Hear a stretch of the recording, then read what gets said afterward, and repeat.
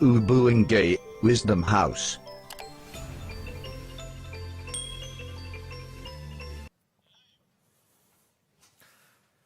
Nyakubahwa Prezida wa Repubulika, nk'uko byemejwe n'inama y'abaminisitiri yo kuwa makumyabiri Ukuboza uyu mwaka, inama yafashe icyemezo cyo gusubika amakoraniro ahuza abantu benshi ku rwego rw'igihugu, harimo n'inama y'igihugu y'umushyikirano. Nyakubahwa Prezida wa Repubulika, dushingiye ku byemezo by'iyo nama y'abaminisitiri kandi nk'uko byatangarijwe abanyarwanda, mu mwanya mugiye kugeza ku banyarwanda uko igihugu gihagaze hifashishijwe ikoranabuhanga. Kandi Nyakubahwa Prezida wa Repubulika, muragirana ikiganiro n'abanyamakuru barimo ab'ibinyamakuru bya hano mu Rwanda, abahagarariye ibinyamakuru byo mu mahanga hano mu Rwanda, ndetse n'abanyamakuru bari hirya no hino ku isi. Nyakubahwa Prezida wa Repubulika, nanone mu ikoranabuhanga u Rwanda rumaze kugeraho, murangaje imbere ubwo buyobozi, muri bugirane ikiganiro n'abanyarwanda bari hirya no hino mu turere. Aha twavuga mu karere ka Gicumbi, mu karere ka Karongi, mu karere ka Nyaruguru, mu karere ka Kirehe, n'abari hano i Kigali muri Kigali Convention Center. Nge ndumusangiza w'ibiganiro Ndibarore Cleophas, ndaza gufatanya na mugenzi wanjye Fiona Mbabazi. Nyakubahwa Prezida wa Repubulika, mu cyubahiro cyanyu turagira ngo mugeze ku banyarwanda uko igihugu gihagaze. Murakoze.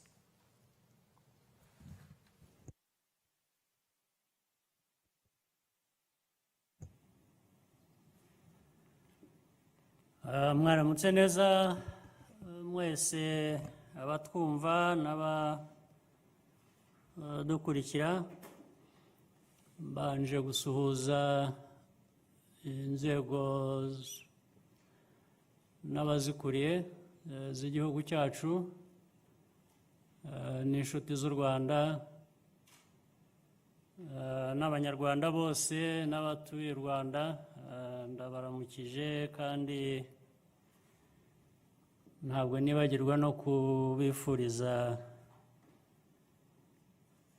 kurangiza neza uyu mwaka tugiye gusoza,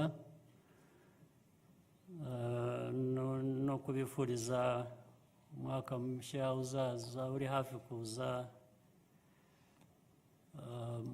mu bihe bya vuba. Igihe nk'iki rero ngira ngo muribuka umwaka ushize twari duteraniye mu mushyikirano. Icyo gihe nabwiye ko igihugu cyacu cyari gihagaze neza kandi ari byo, ndetse na nyuma yaho dusoza umwaka ushize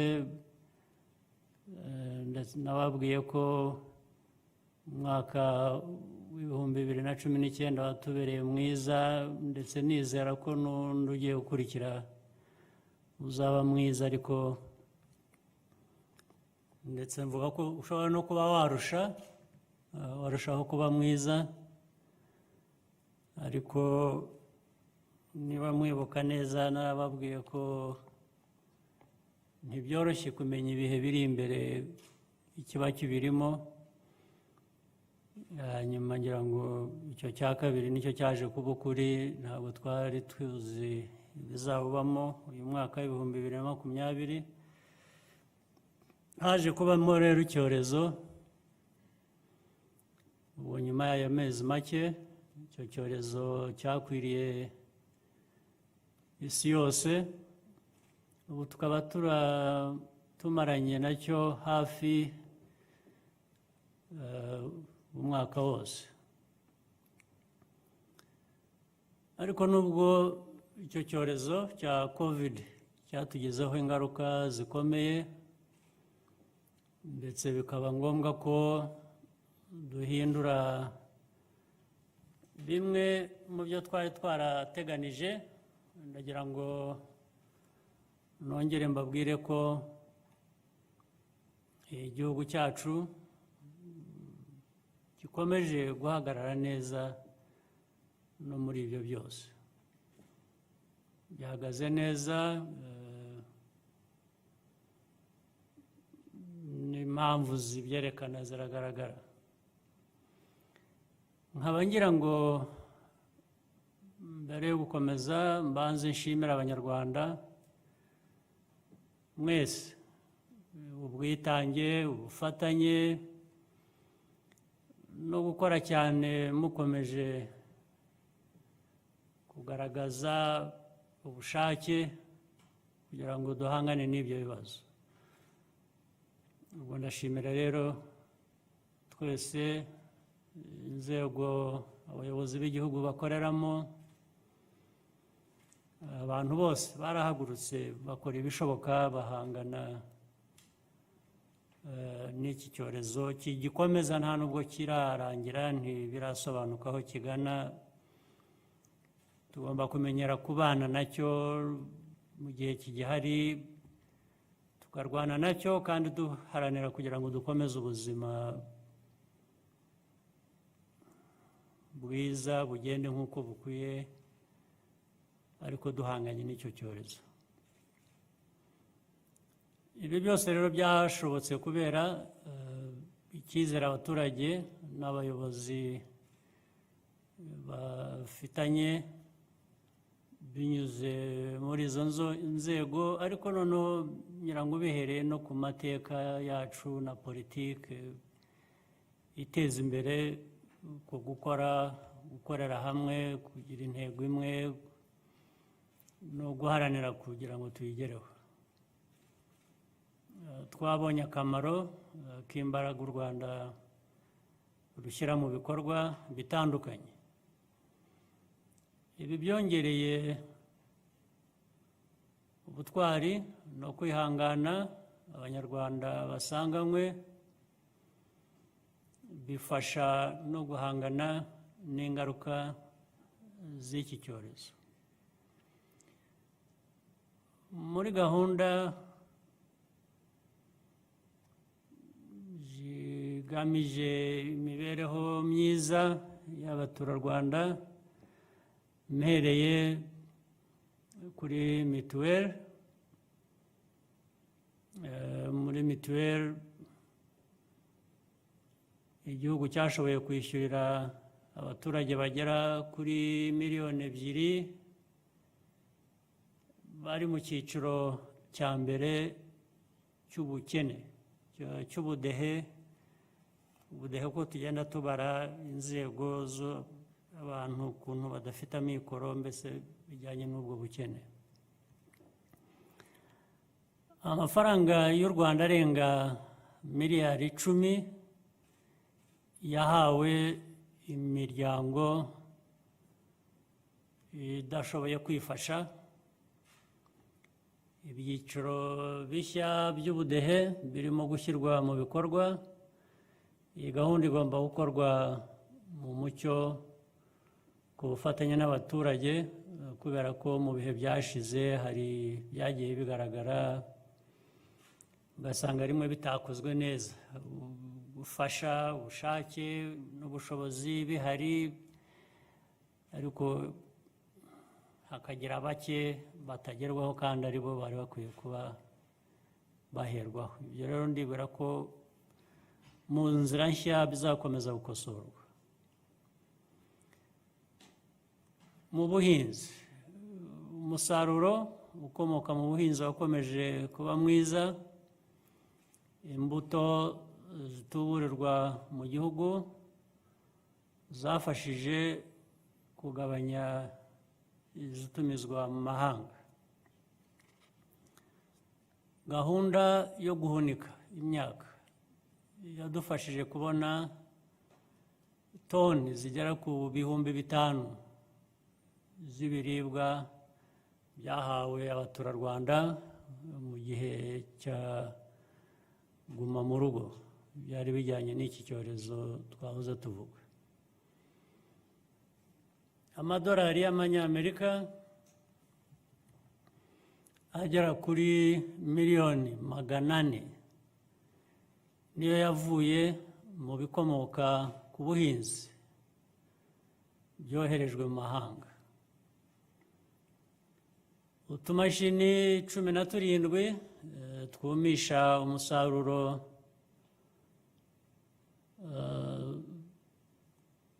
twaraguzwe muri gahunda yo kurwanya indwara z'imyaka ziterwa na aflatoxin, kandi n'ibigega bigera kuri 500 byarubatswe.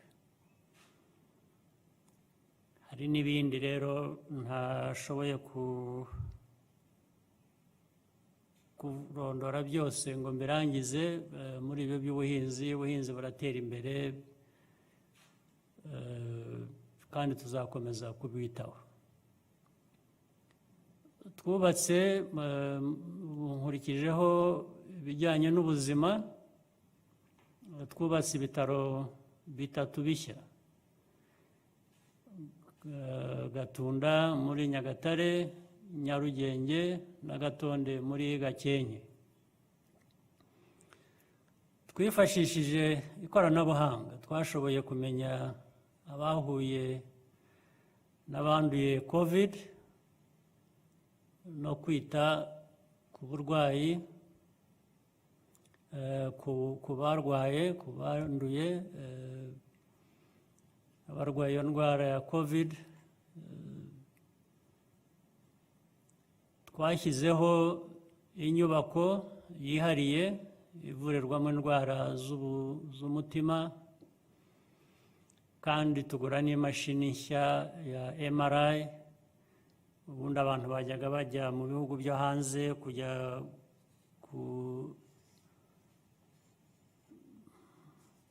gushaka kuvurirwa cyangwa kwipimisha, ariko ubu bizajya bikorerwa hano. Hari n'ibindi byinshi tugenda twubaka mu bijyanye n'ubuzima. Hari n'ibi bitaro binini biri mu mujyi hano bya Pfizer. Ndashaka kuvuga ko tumaze kubishyiramo nabyo amafaranga atari make, twubaka ubushobozi, dushaka abantu bazobereye mu kuvura, mu baganga indwara zitandukanye, abaganga bashobora kuvura izo ndwara zitandukanye bafite ubumenyi buhanitse. Twagiye tubashaka, bamwe bamaze kuhagera, abandi bari mu nzira. Ibintu byinshi ngira ngo byajyaga bikenera ko abanyarwanda cyangwa abatuye u Rwanda, niba baba bari abanyamahanga, bagize ibibazo kujya kwivuza, bagomba kujya hanze ku indwara zimwe bavuga zikomeye, inyinshi zajya zivurizwa hano, ndetse no mu karere tuzaba dufite ubushobozi buhagije ku buryo nabo mu karere bashobora kugana u Rwanda mu buryo bwo kuhivurizaho, kugira ngo bajye ahandi hahenze cyane kure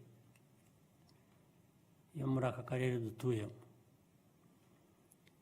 Reka njye mu burezi rero. Hubatswe ibyumba by'amashuri 22,000. Amashuri yongeye gutangira hubahirizwa ingamba zo kwirinda COVID. Tugomba ariko gukomeza kuba maso. Nibyo nahoze mvuga by'ubuzima, dushaka ko bukomeza uko bukwiriye, ariko tugahura n'ingorane z'uko hari ibigomba kwitonderwa, hari uburyo tugomba kwifata budasanzwe kugira ngo duhangane n'icyo cyorezo, ndetse bigatuma rero ibyo bigongana, ariko dukomeza gukora ibishoboka byose. Mu bikorwa remezo, ibikorwa remezo bifasha mu gukumira imyuzure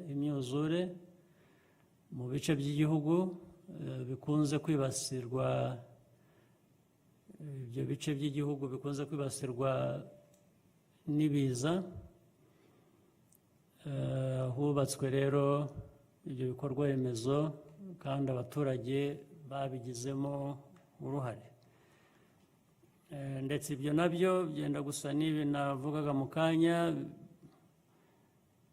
hari ibiza bihungabanya ubuzima bw'abantu, hari ndetse ko akenshi ubwo buzima buhungabana kubera amakosa agenda akorwa. Hari abantu batura hadakwiye guturwa, haba ibikorwa abantu bakora bidakwiye kuba bikorwa uko babikora, bituma noneho n'ibiza iyo byaje bivuye ku myuzure, ku mvura n'ibindi, birushaho gukara bikagira uburemere. Nabyo tugenda tubikosora, kandi iyo tubikosora nabyo hari ubwo bisa n'ibihungabanyije ubuzima bw'abantu, kuko iyo uvana abantu bari batuye mu bishanga ugira ngo bature ahantu hegutse badashobora kwicwa n'imyuzure, ubwo buryo bwo kubimura ni iki bufite abo buhungabanya, ndetse rimwe abantu ntibabyumve neza, ariko mu by'ukuri ni ikibazo tuba dushaka gukemura, ntabwo ari ugutera ibibazo, ahubwo akenshi ari ubwo abateye ibibazo ari abo dushaka gushakira ubundi buryo. Umuyoboro w'itumanaho wa 4G wageze mu duce 127 mu gihugu hose. Ingo zikabakaba ku bihumbi 200 zashyizwe ku murongo w'amashanyarazi muri uyu mwaka, kandi mu minsi ya vuba imirenge yose mu gihugu izaba ifite amashanyarazi. Ibijyanye n'ubukungu, amafaranga agera kuri miliyari 100 yashyizwe mu kigega ngobokabukungu. Umusaruro mbumbe waragabanutse mu gihembwe cya kabiri ugereranije n'umwaka ushize, ariko mu gihembwe cya gatatu warongeye urazamuka. Bikaba byerekana ko ubukungu bugenda buzahuka uko tugenda duhangana n'iki kibazo nanone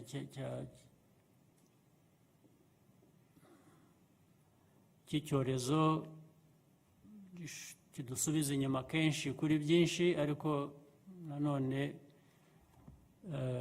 hari byinshi bigenda bigerwaho muri izo ngorane. Twongeye gutangiza ubukerarugendo n'inama n'ubucuruzi bwambukiranya imipaka. Nubwo twahuye n'iki cyorezo, ishoramari rishya rigera ku mishinga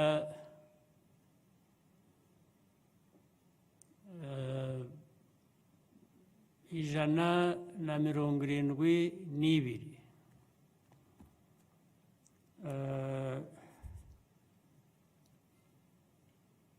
ifite agaciro ka miliyari 1,200,000 by'amadolari.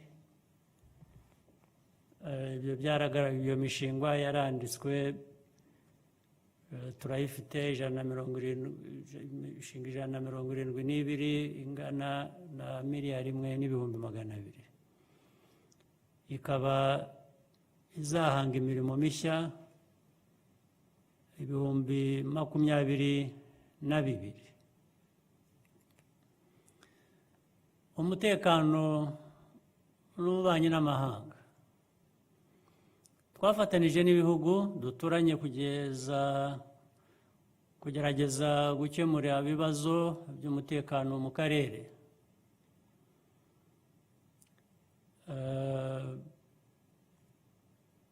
Turacyakomeza kugerageza uko twafatanya n'abaturanyi ibihugu bindi byo mu karere. Inzira ni nziza, hari byinshi bigenda bigerwaho. Hari bitararangira neza, ariko umutekano mu gihugu hose umeze neza. Akabazo kakiriho kari mu majyepfo ku mupaka n'abaturanyi b'igihugu, abaturanyi n'abavandimwe b'igihugu cy'u Burundi. Hari ibiganiro biriho dukomeza gushakisha uburyo umutekano utahungabana uva mu baturanyi. Ngira ngo amaherezo bizabonerwa umuti. Mu burengerazuba hari DRC, Democratic Republic of Congo, nabo twafatanyije rugikubita kimara kuba impinduka y'ubuyobozi muri icyo gihugu. Ibibazo byari bihari byugarije igihugu cyacu bihungabanya umutekano, twafatanije kugenda tubishakira umuti. Byo bisa nkaho ikibazo cyaba gisigaye ari gito cyane, ibyinshi byagiye bikemuka. Ari uburengerazuba nta kibazo dufite, hari ikibazo igihugu cy'inshuti dukorana neza, nta kibazo cy'umutekano cyakuturuka. Ari mu majyaruguru haracyari utubazo, nabwo ndibwira ko amaherezo ibibazo byaba bisigaye bizageraho bigakemuka, kuko nibwira ko iyo bigeze ku mahoro, amahoro abera buri wese aba ashaka amahoro. Ngira ngo n'abashobora kuba baturukamo ibibazo bihungabanya umutekano wacu, nabo bizaba ngombwa amaherezo ko bazabona ko dufite umutekano nabo bakawugira, ari byo twese dukwiye kuba twifuza. Muri Kamena 2021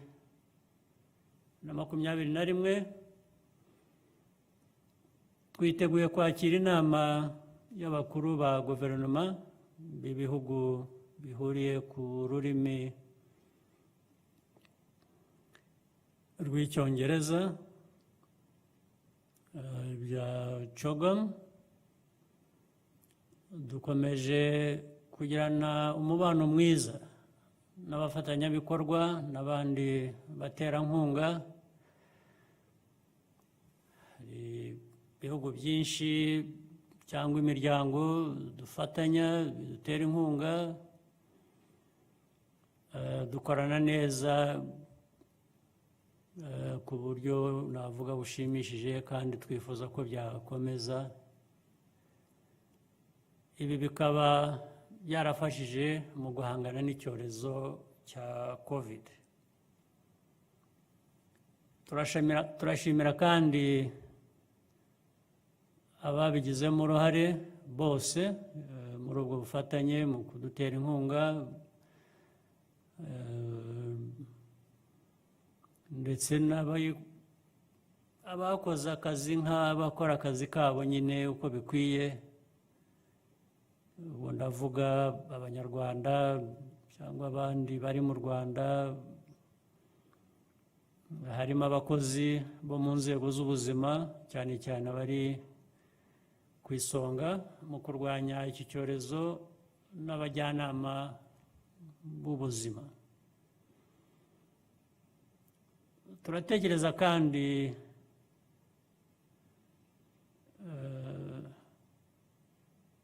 n'abakorerabushake b'urubyiruko, abikorera n'abafatanyabikorwa mu iterambere. Ndabashimira kandi ubufatanye mugaragariza bagenzi banyu. Aha twavuga abanyarwanda baba mu mahanga batanze inkunga y'amafaranga yo kugoboka abaturage bakomwe mu nkokora n'iki cyorezo. Abanyarwanda baba hanze bafite byinshi bakora, basanzwe bakora, no muri ubu buryo bafite byinshi bakoze. Ndabashimira. Ndagira ngo kandi ishimire abayobozi mu nzego z'ibanze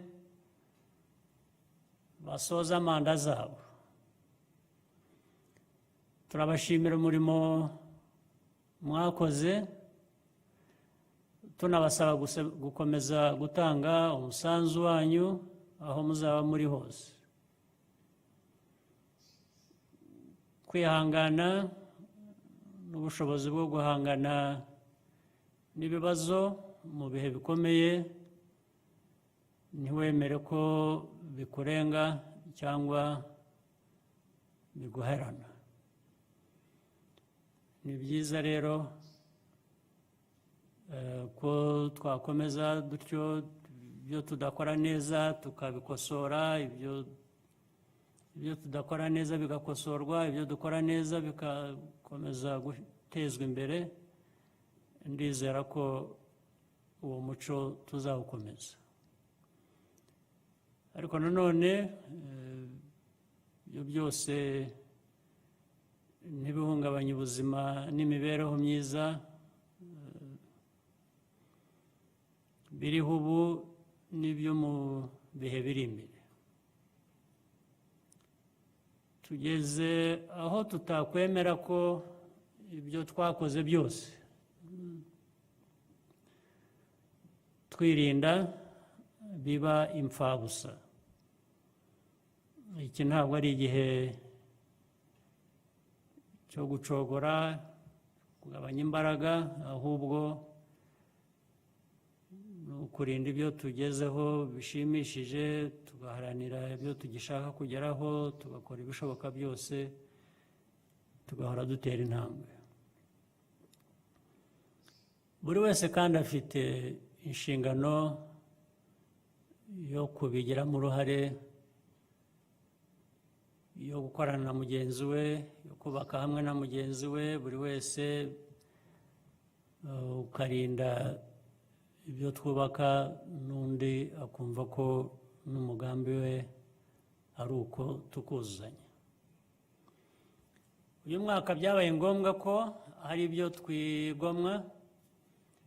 Ntabwo byari byoroshye, harimo n'uko imiryango yacu yirinda guhurira hamwe ngo twishime muri iyi minsi mikuru isoza umwaka, ndetse n'ibindi byagombaga gushyira hamwe imiryango mu bihe bishize kugira ngo bishime bagire bate. Ntibyashobotse. Urumva n'ubu ntibirashoboka aho tugeze dusoza umwaka.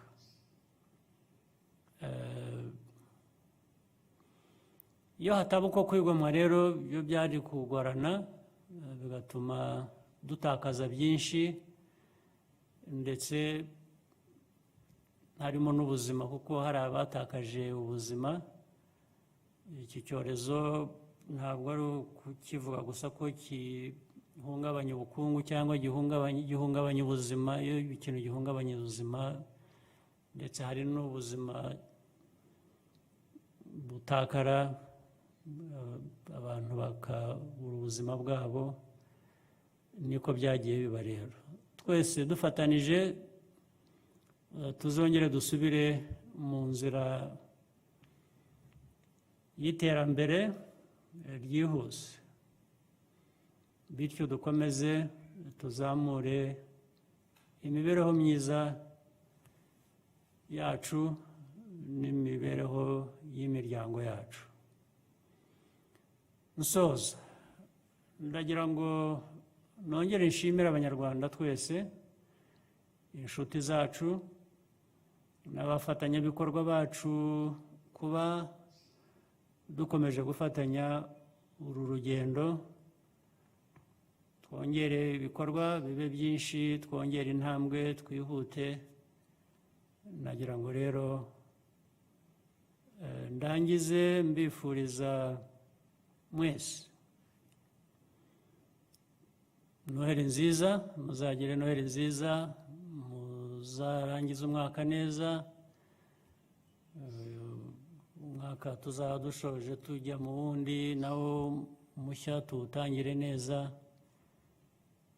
Mbifurije amahoro y'Imana, murakoze cyane.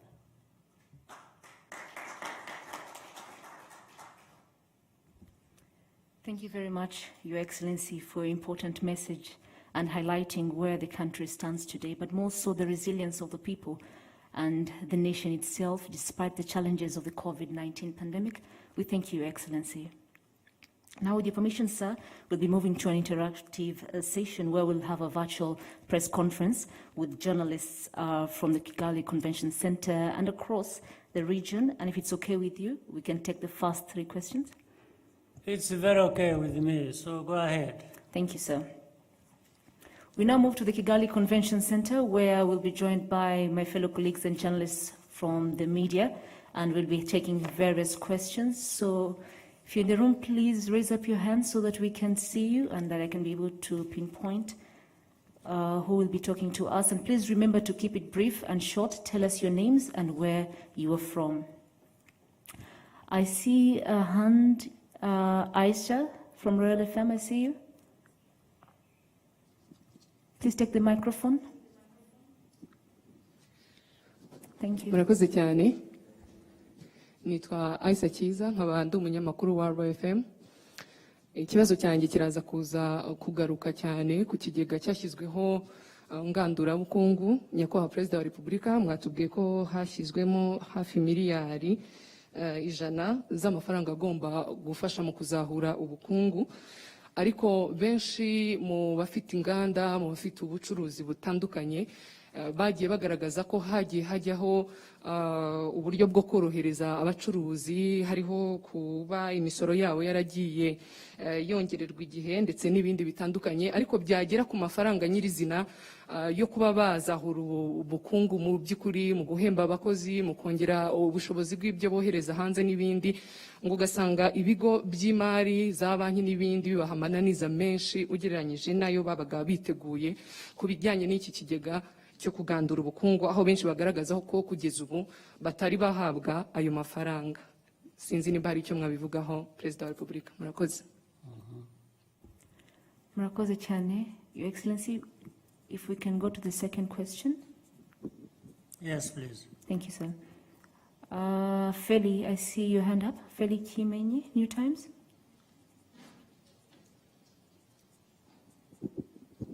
Please give him the microphone. Murakoze.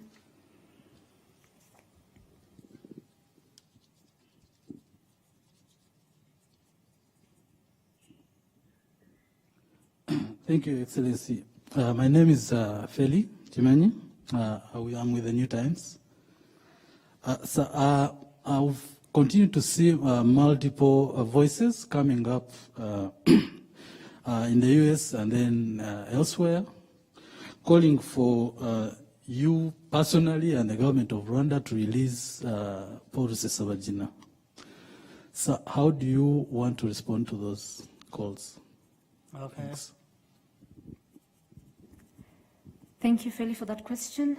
Maybe we take one more before you can answer, Your Excellency. I think we have a phone call. We can go to Romain, Jeune Afrique.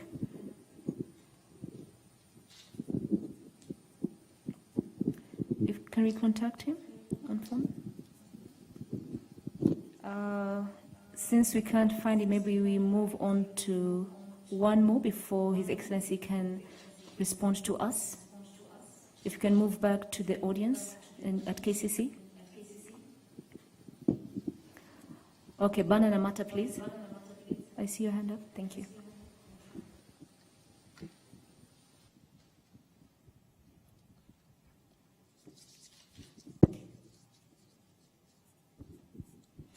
Thank you, Your Excellency. I'm called Bana Namata. I work for the East African. My first question is about debt relief. You have been calling for debt relief, but what we've seen so far is restructuring. We've seen under the G20 initiative, some loans have, there's been restructuring of loans around that, but we are yet to see debt relief. And yet what we are continuing to see is countries accumulating a lot of debt.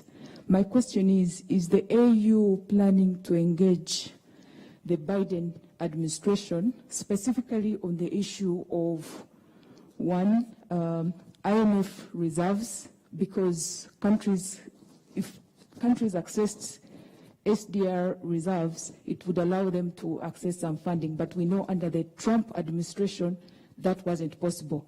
Is the AU planning to engage on this issue? And secondly, within the debt relief, what more can be done? Thank you.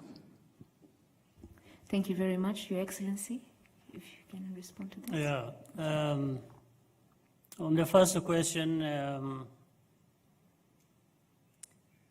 I don't expect and I don't think that this issue of difficulties caused by banks should be there, because these banks have also been beneficiaries in a sense. And it's not like we put money there so that people borrow in a business as usual manner. It's not a transaction just between the banks and the people who go for this money, but this money was looked at and problems were looked at, and the best ways of, well, we'll come back to that later on. Some level of relief can be given to industries and businesses who certainly made a lot of losses because of COVID, because they couldn't work in the first place, so that they can restart activity to enable them move forward. So, but it's like any process, and especially when it involves money, there are difficulties, even with other things other than money. When it is so many people, it's so many who have suffered, so many who should benefit, and then in between the organization to ensure that things are done right, few things will go wrong. I think what's important is to follow closely, and if anything has gone wrong, if people who deserve to have access to this support do not get it, then we must quickly rectify the situation. We must find out why. I think that's what we may have to go back to, so that this money does what it was intended for. And I think it wasn't very specific, the question didn't go into, but we can, based on the question you raised and the problems that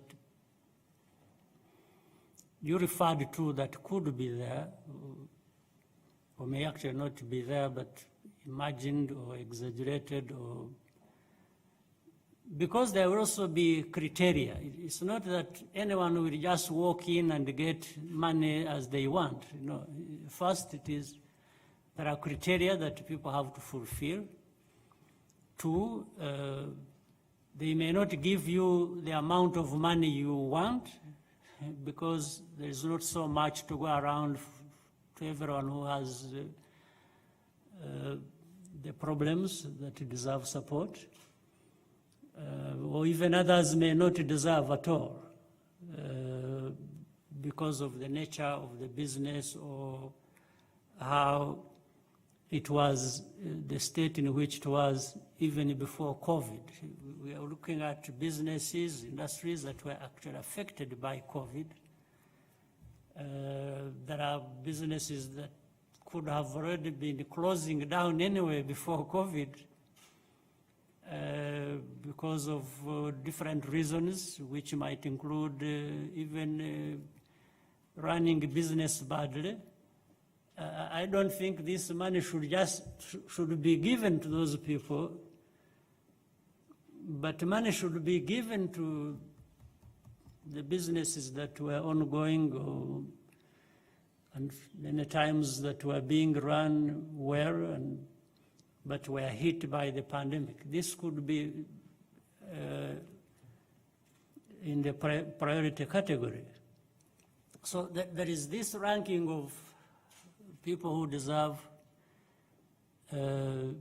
immediate support from this fund. There are others that really have to explain one thing or two before they access money. There are others who may turn up and say, I want money to start a business, I want to do this. No, we tell them, this is just for the recovery. It is for the businesses, the industries that were already there. And so I'm sure people don't understand it that way, at least not all of them. There might be few who think you just need to walk into the bank and say, no, I need money. I hear there are 100 billion Rwandese francs that were put here to help us, so I want to be helped. Yeah, there will be interaction. They will be asking you, okay, so where are you coming from in terms of business, in terms of the industry you had, and so on, then you qualify. So, but I'll take your question to mean that we need to look at what could be going wrong and not what was expected, which I'm very glad to pursue with those responsible, and so that those responsible really look at what is happening and make sure that nothing actually goes wrong. So the point is taken, but the very fact that there is this fund in place, the fact that it has been explained what it is intended for, is good to start with. The rest is operationalization, to make sure that nobody is, not paid attention when they should have, or to make sure that money is not wasted by throwing it where it wasn't a priority to put the money. So it's an issue of organization and how we proceed with the activity. The second question about Rusesabagina, really this should not be a big issue, at least in terms of understanding. I think the matter should be understood well, because the facts around this case are clear. But I should also add what is happening in terms of these complaints or letters being written, so on and so forth. This is not to be unexpected. We understand very well the world we live in, and I mean, for example, it's not always going to be the case that when somebody is involved in the wrong, that everybody will, even if it is really clear, it's true, there is no question about it. I don't think you are going to not have people who will say, no, this person should not be touched. This person, yeah, they did this, but, to begin with, let's say a family, if somebody in the family does something wrong, it's not always going to be expected that all family members will accept that one of their own has done something wrong. They always try to say, no, we have had this history ourselves. You have, if you look at our past, you have a family, some in the family went and killed members of another family. So the remaining members of the family that did not commit the crime will always find it difficult to accept that their own actually did that crime, or they will find ways of covering it up or denying it. So this is something that happens. Now, in this particular case, I am sure there are people who interacted with this man who didn't know very much about his history, but they see him, they know him, they've maybe gone to church together or done this or that together. And I don't expect that every one of these people will know the wrong side of this person. Or sometimes even when they know, they will just treat the person as one of their own and try to defend and deny on his behalf and all kinds of things. It is human, I know it happens.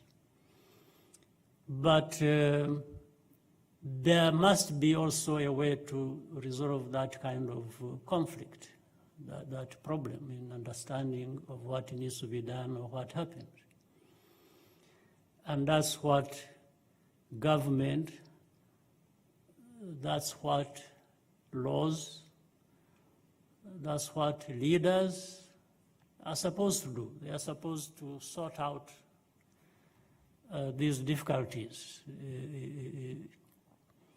in favor of justice or what is right or what the law is. So that's what we will pursue. We'll be pursuing making sure that justice is done. It's not only going to be done in favor of Rusesabagina. Justice is broad.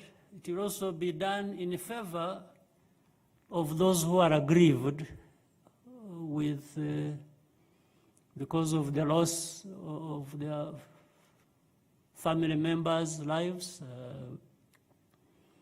They want to see justice done. They want to say, well, but this man was connected with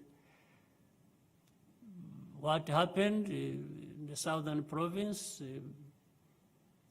or in Nyaruguru, in Nyamagabe,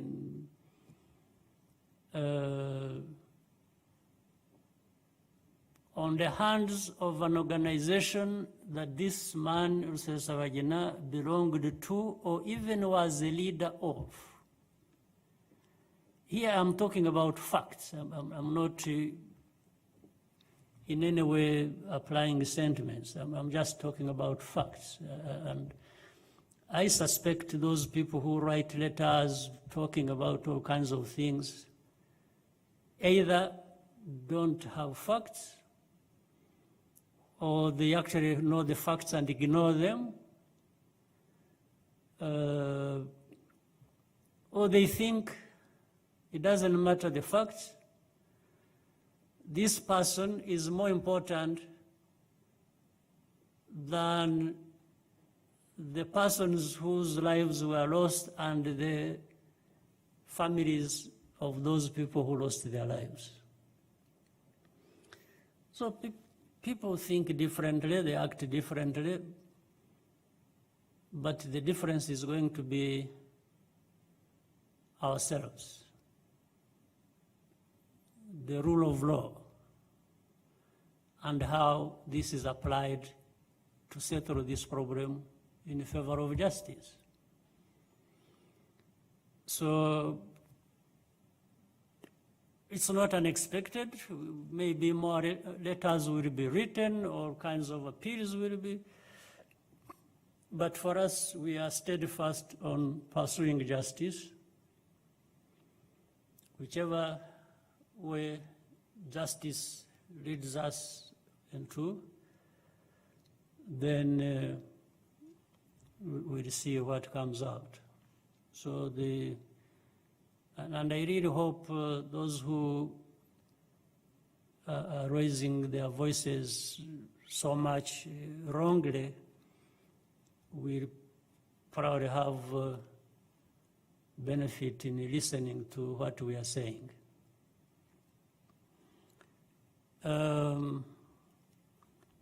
Then the debt relief versus debt restructuring and CDRs and AU and the new administration in the US and so on. All these come to one thing,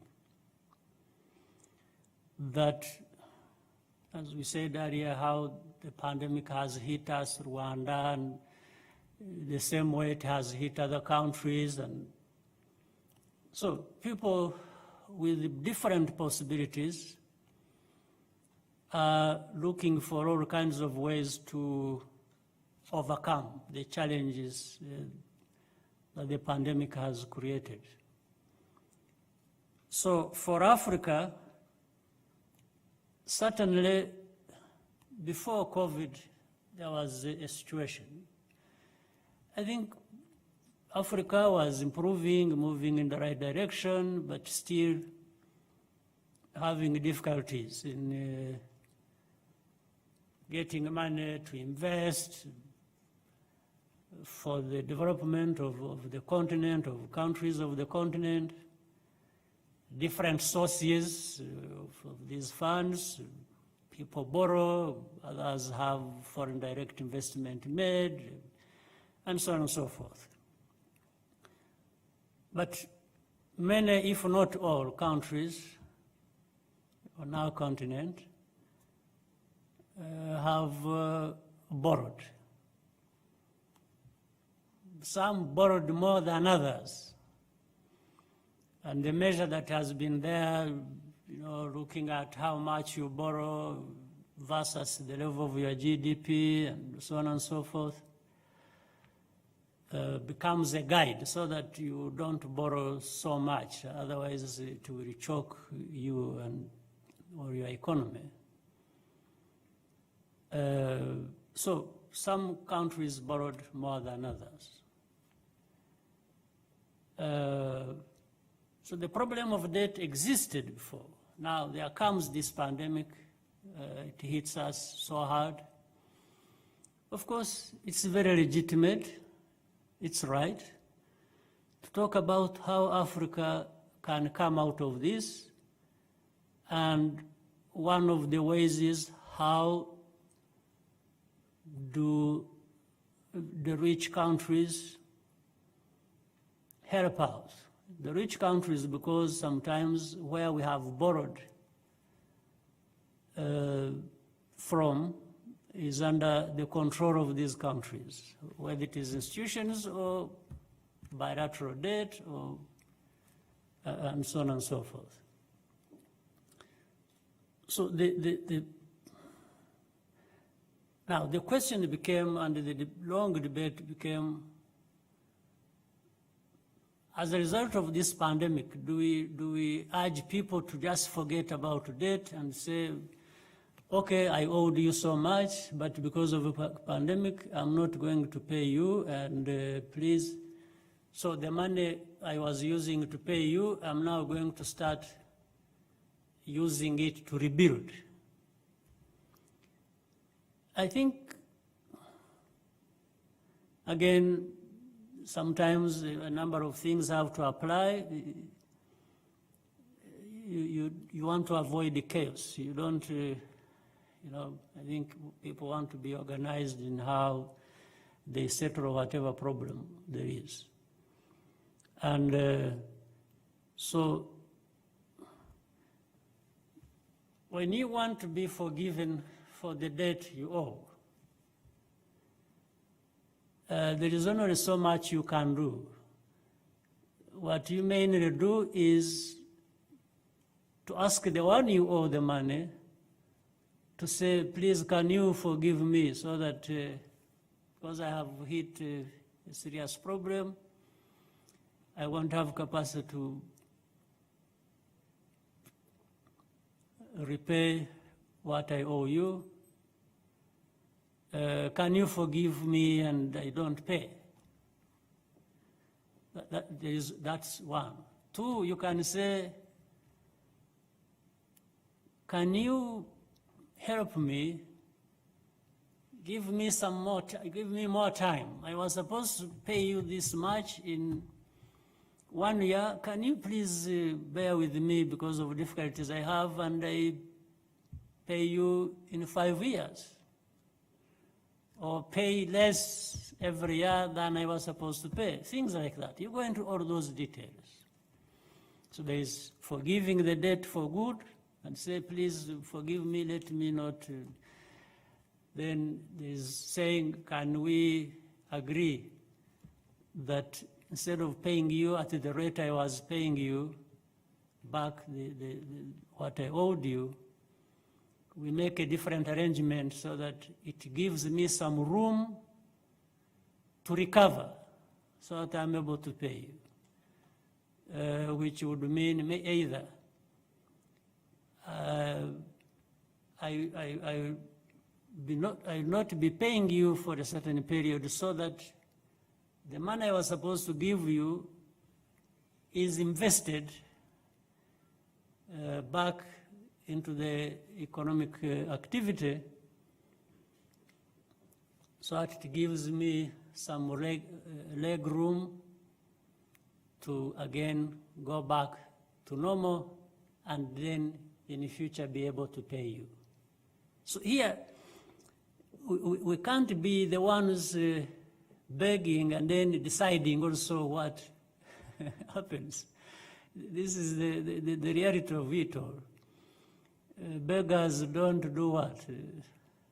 They don't choose. But they can also, on the basis of the justice that is demanded by the circumstances, have a case to argue and say, please give me some room, I will pay you. Don't. But the one you owe, if they suspect, it's like some of them may even say, no, you see, you are not paying me well even before the pandemic. Now you are using the pandemic not to pay me at all. So they will have a problem. And it also depends on how much you owe. Yes, if I'm asking somebody to bear with me for some time, they may, depending on how much I owe them. If I owe not so much, they may say, okay, or they can even forgive. But if you owe so much, in billions, because some may owe billions, if you go to somebody and say, you know,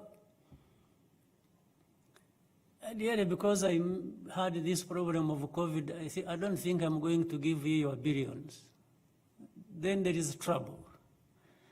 So the discussion is dictated by a number of things, including this whole thing of how much do I owe, for how long, how do the lenders perceive me, and so on and so forth, so that they are able to separate. This is what they can give you and say, okay, this is money for you, go and sort out, but we'll keep the debt.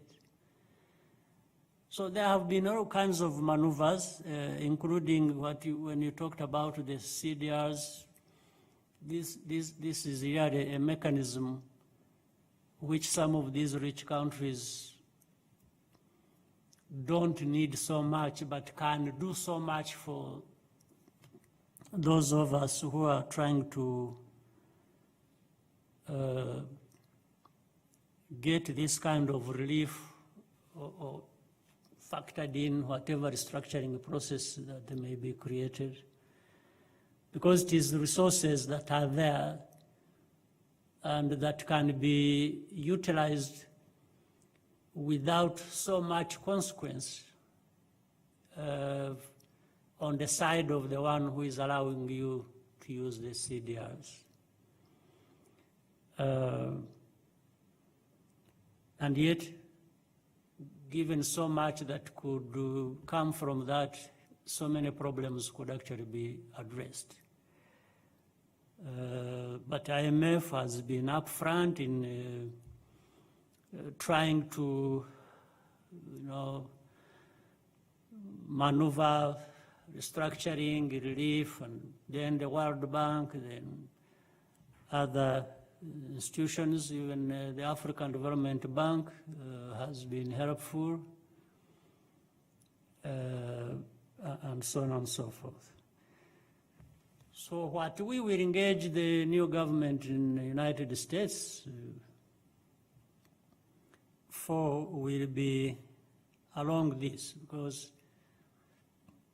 United States and some of these other rich countries have a lot to say on what happens and what we get in terms of restructuring or relief that will allow our economies to stand up again and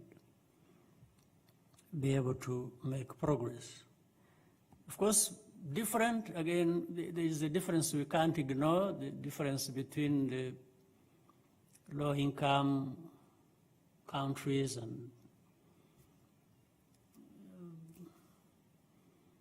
and the advanced economies.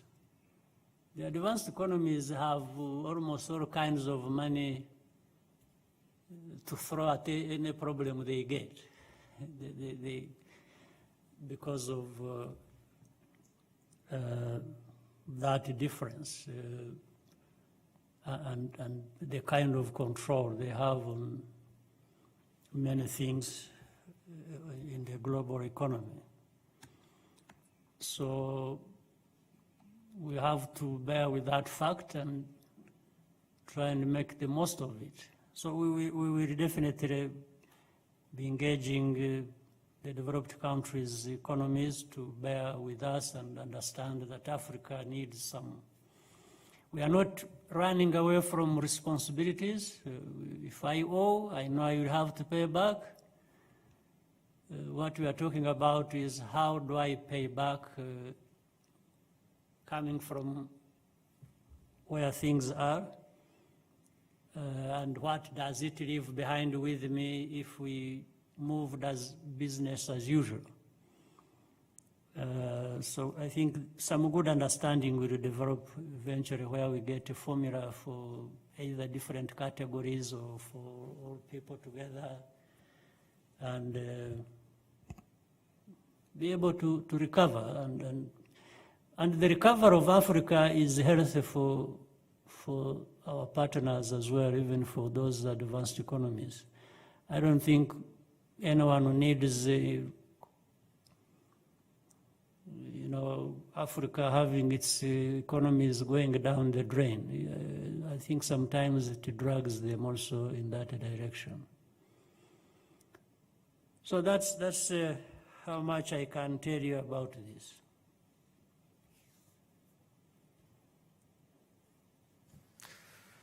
Murakoze Nyakubahwa Perezida wa Repubulika, ndagira ngo muri aka kanya mubitwemereye dufate akaruhuko, hanyuma ikiganiro n'abanyamakuru gikomeze mu nyuma y'ako karuhuko. Okay. Murakoze.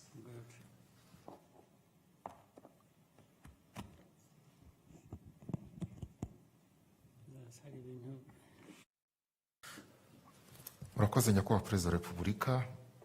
mu kanya tuba dufashe akaruhuko muganira n'abanyamakuru n'ubundi turakomereza aho twari twasubikiye ndagira ngo twongere dufate irindi tsinda ry'abanyamakuru muri KCC. Murakoze cyane Barore. Your Excellency, thank you very much. With your permission, we will continue with the interaction with the various media houses through our journalists who are at KCC. I now call upon, I think, Romain. If he's online right now, we can start off with him from Jeune Afrique. Thank you. I'm Romain Gras. I'm Romain Gras representing Jeune Afrique. Mr. President, my question is about the recent declaration from UN Prosecutor Serge Brammer. He asserted last week in front of the Security Council that one of the remaining fugitives tracked by the mechanism, Fulgence Kayishema, had been located a couple of years ago in South Africa, and that although they were informed of this, the South African authorities did not really respond in time. Did you get a chance to address this issue with your counterpart in South Africa? And if not, how do you explain that the South African authorities, with whom diplomatic relations have been complicated during the past few years, acted this way on the case of Kayishema? Thank you, Mr. President.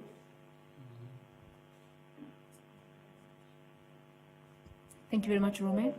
Your Excellency, if it's okay, we can take... Another three? I mean, the three as you had done? Yes. Yeah, take another two and then we... Thank you, Excellency. I go back to KCC.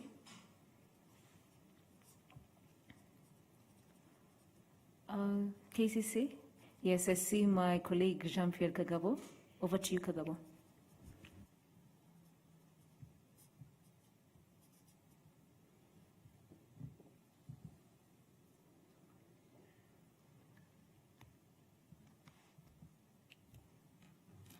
Nitwa Jean-Pierre Kagabo nkorera RBA.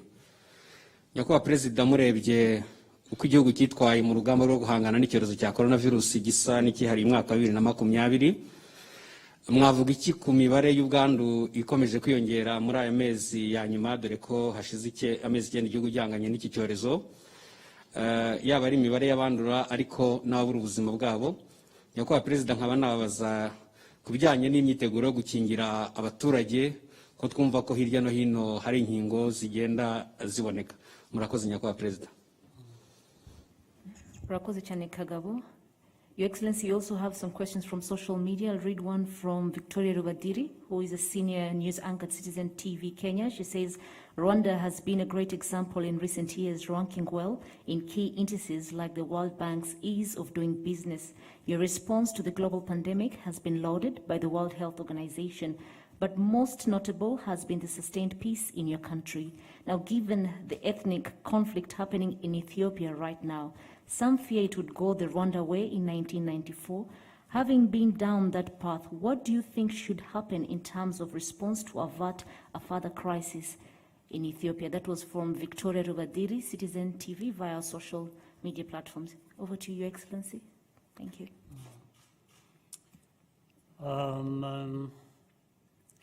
First, the question by Jeune Afrique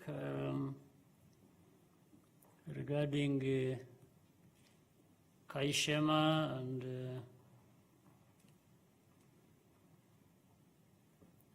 being in South Africa and the report from the International Criminal Court for Rwanda, residual mechanism, stating how this Kayishema is known to be in South Africa and lack of cooperation to have him brought to justice. Yeah, this is a matter normally that is in the hands of that mechanism and under the UN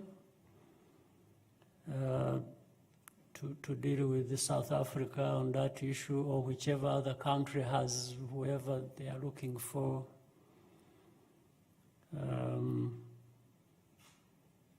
In fact, we have learned there are even more of these people in that region of Southern Africa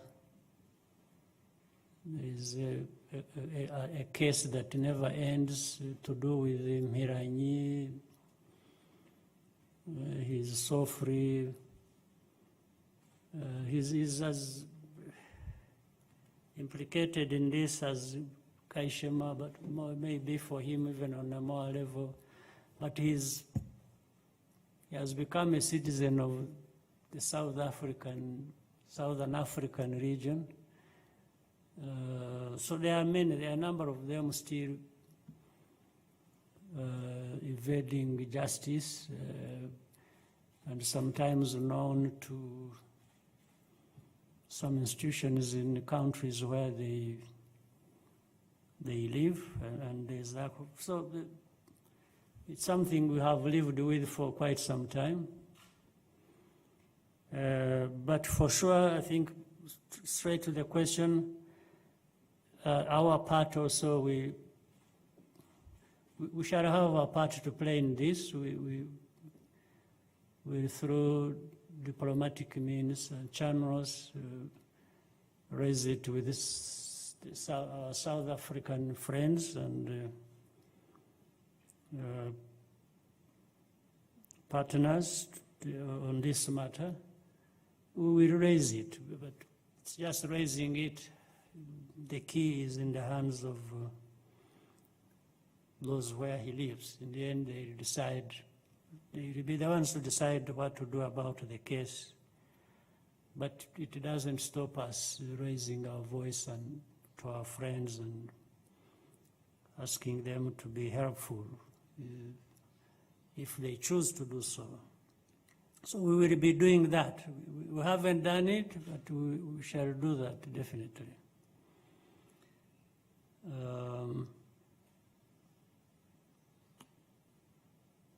But normally that mechanism or the UN and others should also be doing their part.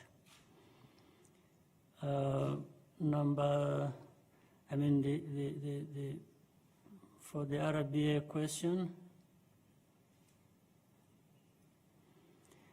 wabajije ikibazo kijyanye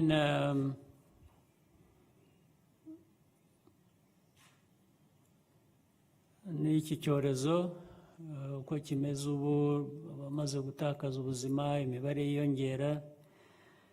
Nibyo kugira ngo abakurikirana neza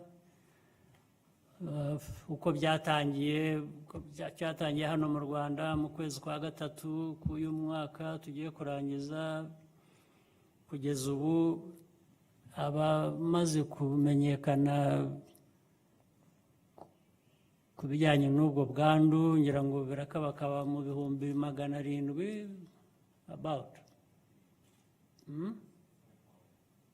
What is that?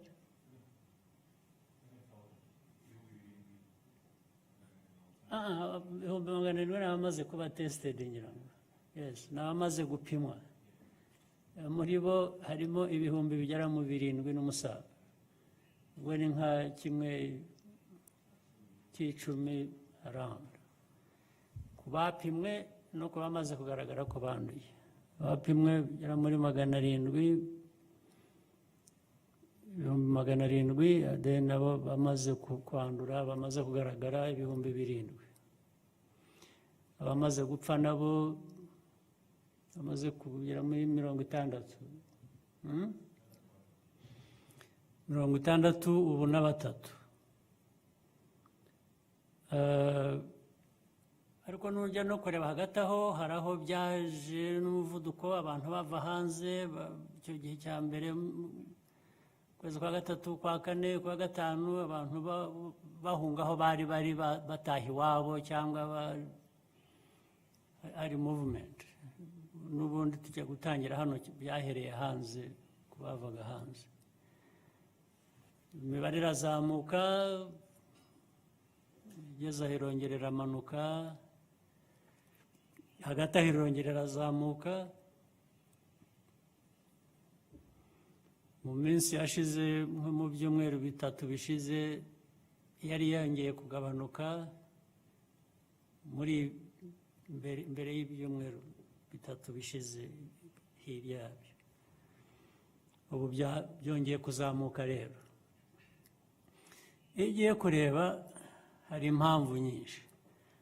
Hari igihe twafunze ku buryo hafi ubuzima bw'abantu bwahagaze bitewe no gufunga gusa, nta bimwe twavuze byo yaguma mu rugo bisa n'ibyafashije kugira ngo icyo cyorezo tugihashye. Hanyuma bigeze aho ariko nyine nk'uko nabivuze, ntabwo dushaka ko ubuzima bwahagarara ubwabyo, ikindi kibazo. Ni nko kuvuga ngo barahagarikwa n'icyorezo cyangwa nawe urahagarika ubwo buzima with the measures you take, n'ingamba ufata zo kukirwanya. Dushaka rero balance, dushaka uburyo twatuma ubuzima bukomeza, tugashaka n'uburyo bwo gutuma tukirwanya. Muri iyi minsi rero niba mubyibuka, kuko hashize igihe twarongeye gufungura ubuzima, abana bajya mu mashuri, amaresitora arakora, n'ahandi banywera amazi naho harafungurwa.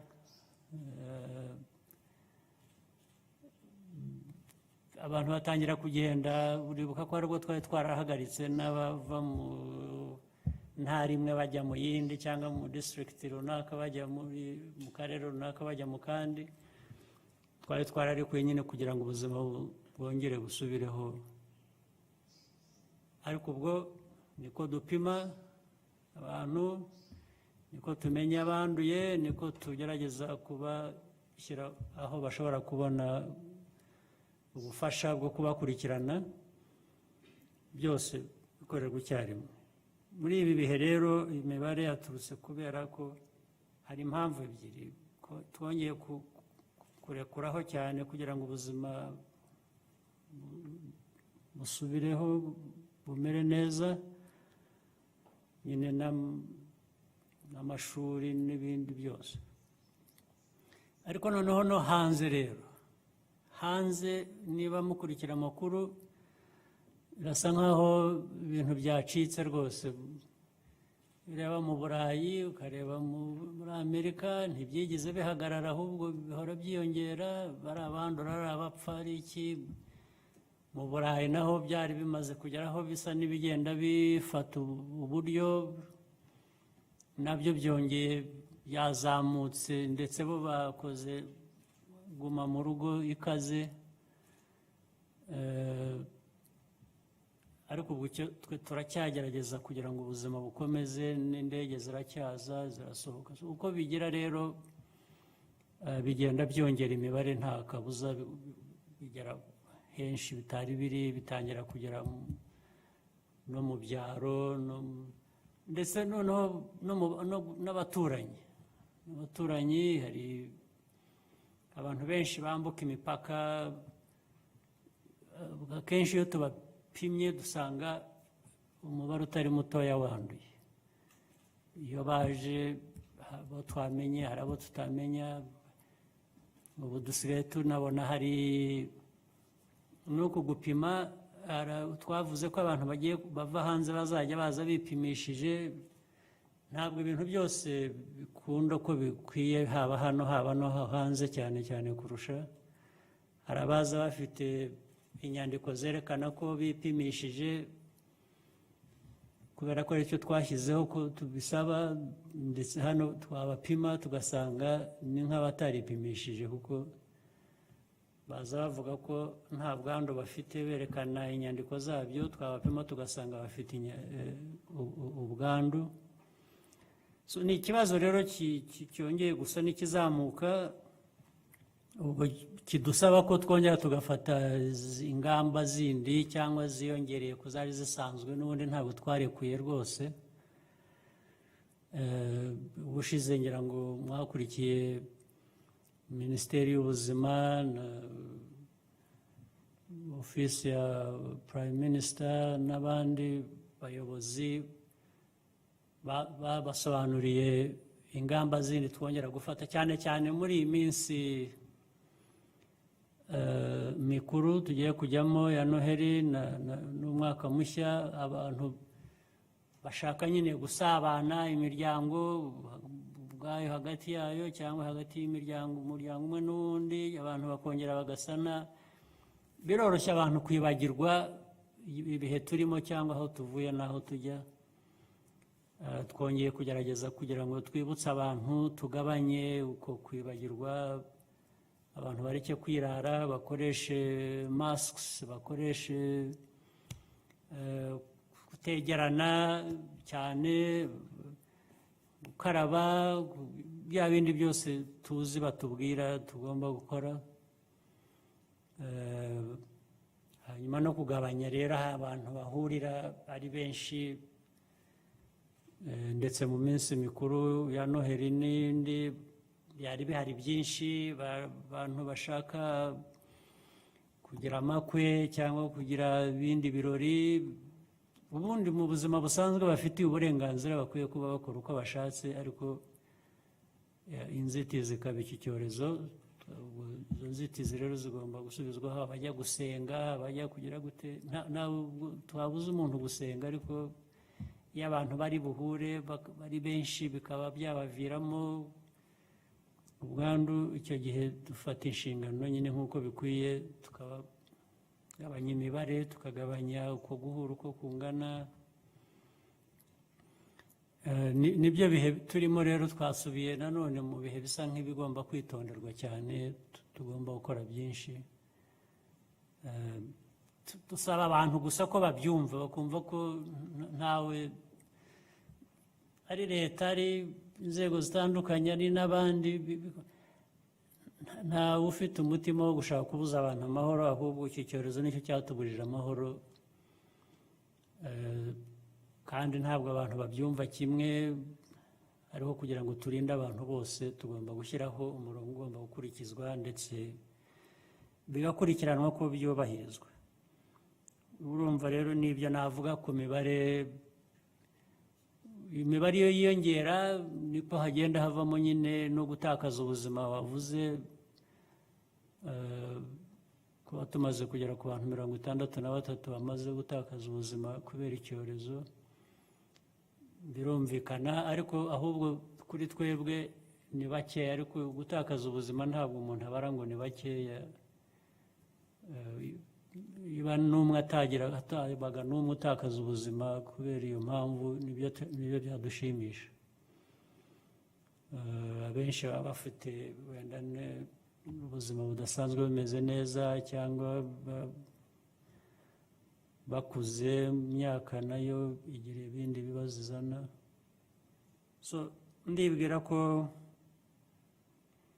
nuko duhagaze, ariko turacyakirwanya ku buryo bushoboka. Nanone tugitekereza ubuzima bw'abantu uko bwakomeza bukagenda neza. Nagira ngo rero mujye mudufasha abanyamakuru, ahubwo twibukiranye, tubwire abantu bose ibikwiye gukurikizwa, ibikwiye kwitonderwa, tubikurikize. Nibyo ngibyo. Then ikibazo rero kindi cya rubadiri,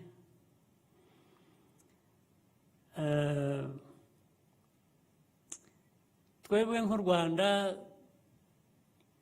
turagerageza, reka mbivuge mu Cyongereza ndabona. So as a country, Rwanda, yes, we are trying. We really try our best to address our challenges, and we have had a tragic history from which we have emerged, and continue to look forward to being a better country and continuing with our development journey and the unity of our people, where the country was divided on ethnic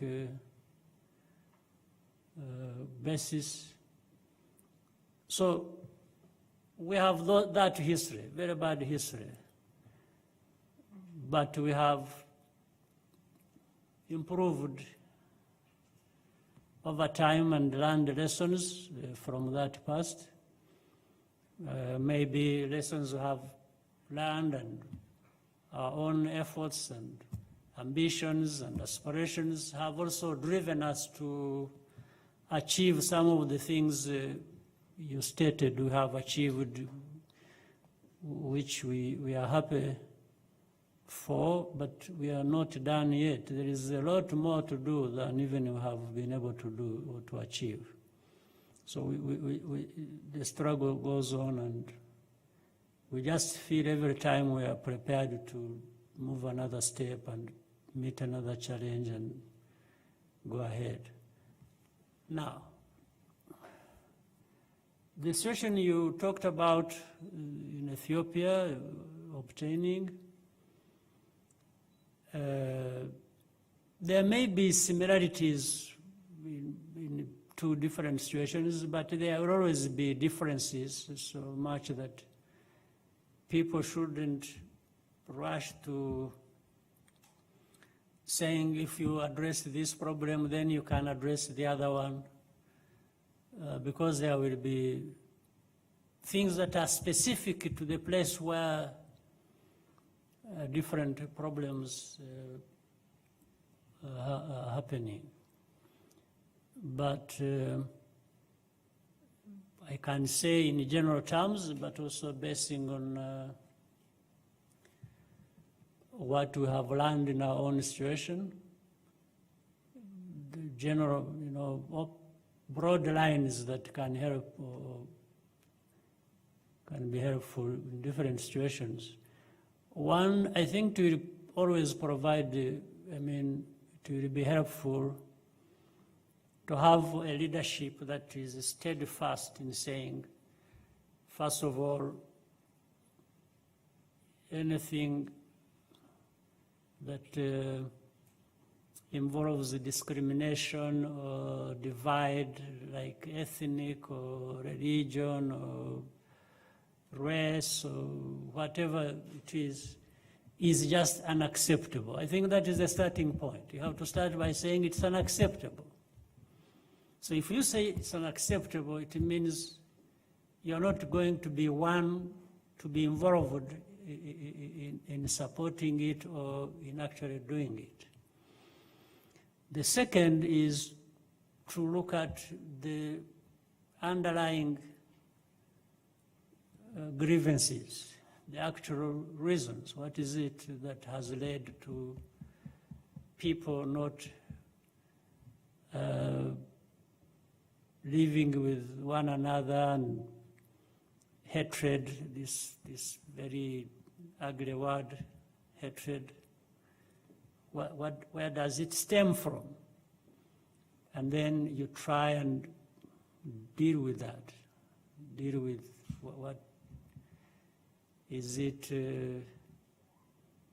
Power? Is it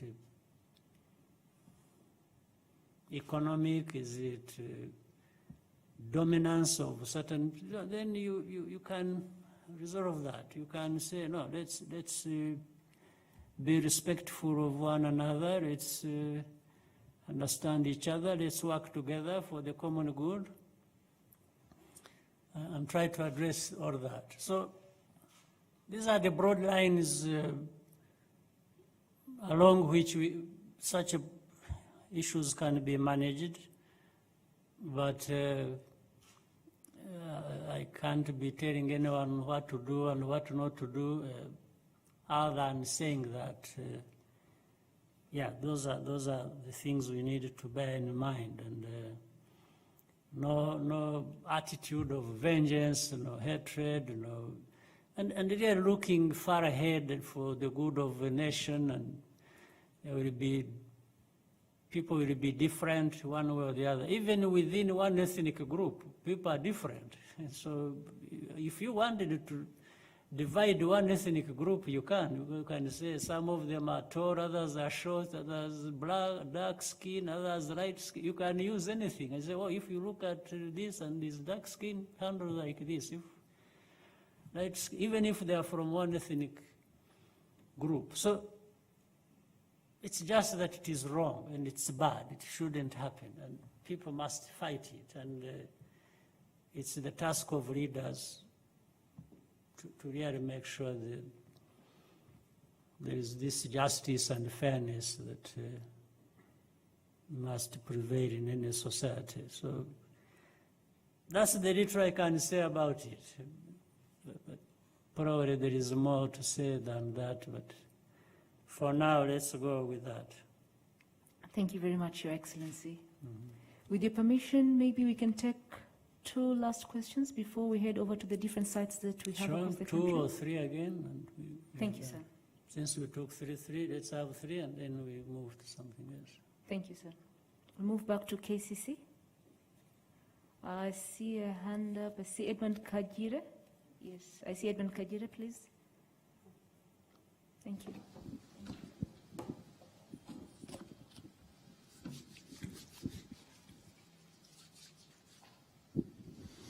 Thank you very much, Your Excellency. My name is Edmund Kagire. I work for Kigali Today and Keti Press.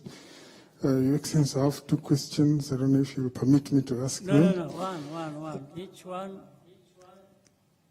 One. Okay. One question, Kagire, please. Keep it brief. All right. Thank you, Your Excellency. So my question was about regional integration. You did mention a few things in your opening address, but as the chairman of EAC, I wanted to ask you that if you look around in the region, we are seeing a lot of developments going on, elections in Uganda. Kenya is also going through a series of political developments. It appears regional integration has been forgotten. What is the way forward? Also, Your Excellency, if you could speak about the situation in Central African Republic. We saw Rwanda deploy forces yesterday. So I will choose which one I will answer. Yes, Your Excellency, thank you very much. So we wanted to know why Rwanda added more troops in Central Africa. Thank you very much. Thank you. I think I'll just have to cut you short. Thank you very much, Kagire. We have one hand. I see Lonzen. Is that you? I see him, yes, at the back. Please give him the microphone. Thank you. All right. Thank you very much, Mr. President. I am Lonzen Ruggira, publisher of the Pan-African Review. Europe has been an epicenter of the denial and trivialization of the genocide against the Tutsi under the guise of freedom of speech, which they do not do with the Holocaust. However, recently a French judge sent to trial a case charging journalist Natasha Polanyi with denying the genocide against the Tutsi. What's your view on this development? Thank you very much, Lonzen. I think we'll have a chance. We'll give a lady this time around. Claudine from TV10. Yes, please give her the microphone. Thank you. Murakoze, nitwa Mahoro Claudine, nkora TV10. Nashakaga kugaruka ku kibazo mutari mwaduhayeho igisubizo cyabajijwe na mugenzi wanjye Jean-Pierre Kagabo kijyanye n'urukingo rwa COVID-19. Ibihugu byatangiye ubukangurambaga, ese u Rwanda gahunda ihari ni iyihe? Ariko nanone kuri iki kibazo mu gihugu cy'Ubwongereza cyane cyane hamaze kugaragara ubwoko bushya bw'iyi COVID n'indege n'ingendo muri icyo gihugu ku mugabane w'Uburayi cyane cyane zahagaritswe. Ese ku Rwanda hari impungenge twagira kubera ubwoko bushya bwa COVID-19? Right. Let me, kubya East Africa, ndaba mbyihoreye kanjye muri Central Africa. Ibyo babajije bya Central African Republic. We have been serving under, we have forces serving under the UN peacekeeping effort in the Central African Republic.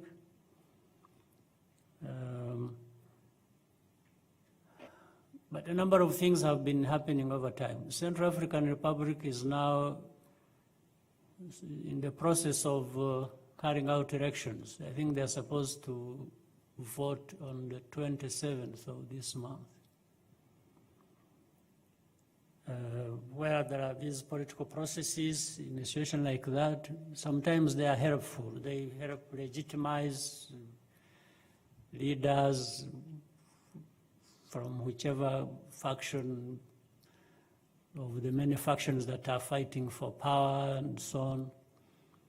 So elections, the fact that they can go for elections is a good thing. It is a process and a big step. And then there have been many armed groups that have been fighting each other and fighting government and all kinds of things. So to be short in my answer, recently there were attacks that came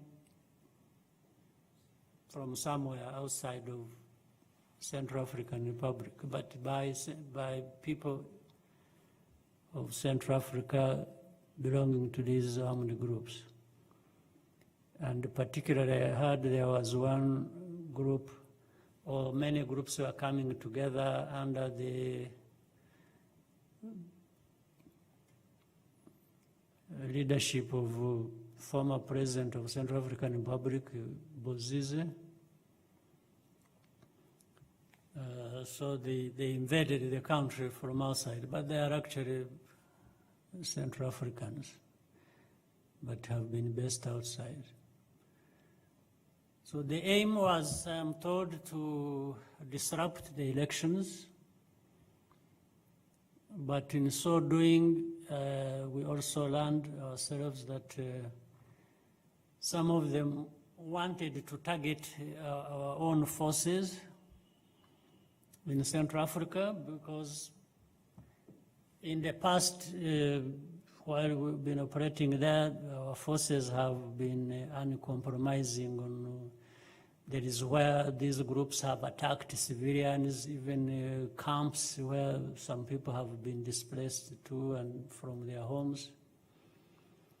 And our people under the UN have been forceful in making sure that people are protected, that the security there, which is really the mandate the UN is operating under, and therefore our forces themselves.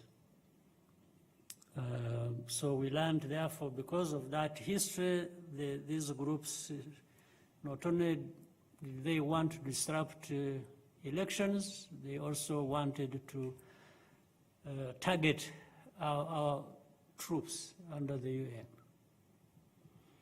While the forces under the UN are able to defend themselves against these attacks, in a way, and I have no quarrel with this, I think maybe it is helpful in some instances, the rules of engagement of forces serving under a UN mission are going to be different from the forces that have been deployed in a situation under different circumstances or under different mandate. For example, in this particular case, we have had bilateral cooperation with the Central African Republic, which I'm sure you are aware of because it was public, it was made here in Central African Republic itself.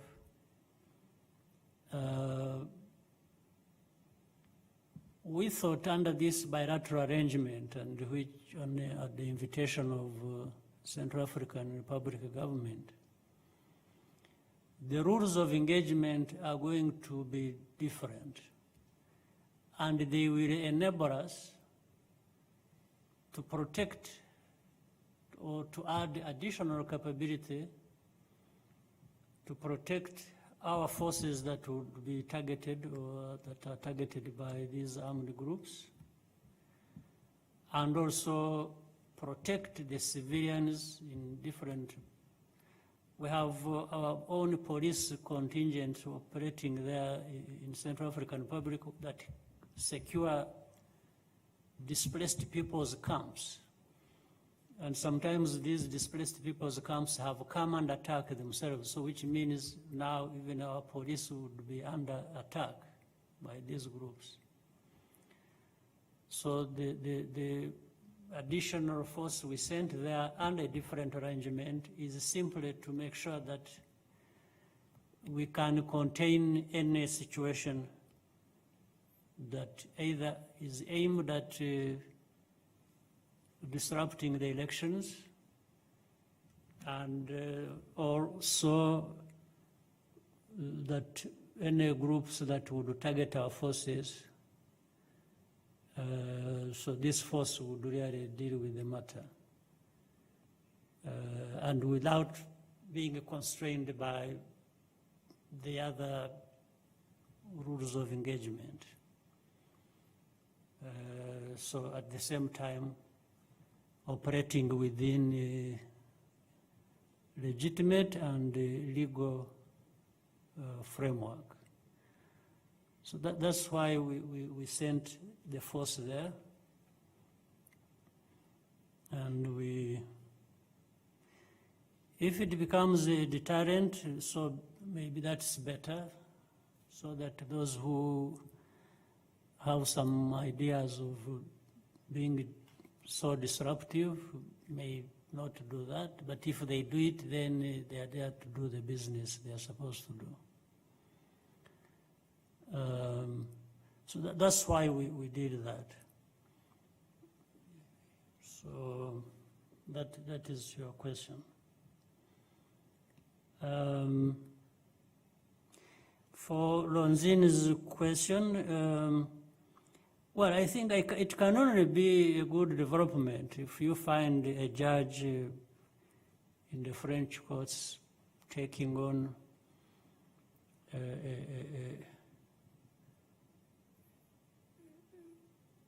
a case like that of denial,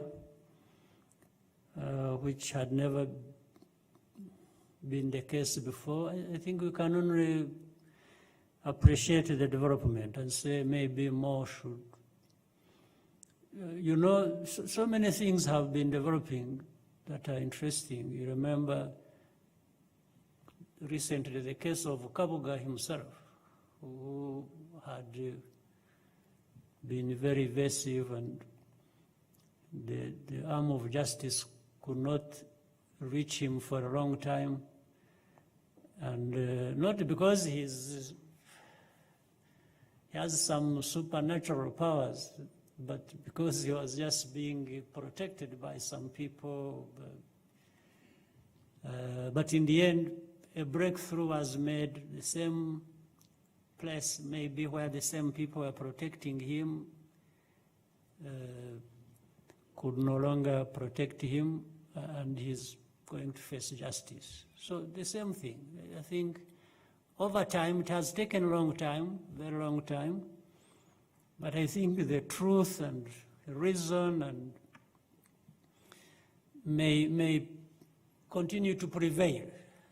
And this depends on leaders, on politics, and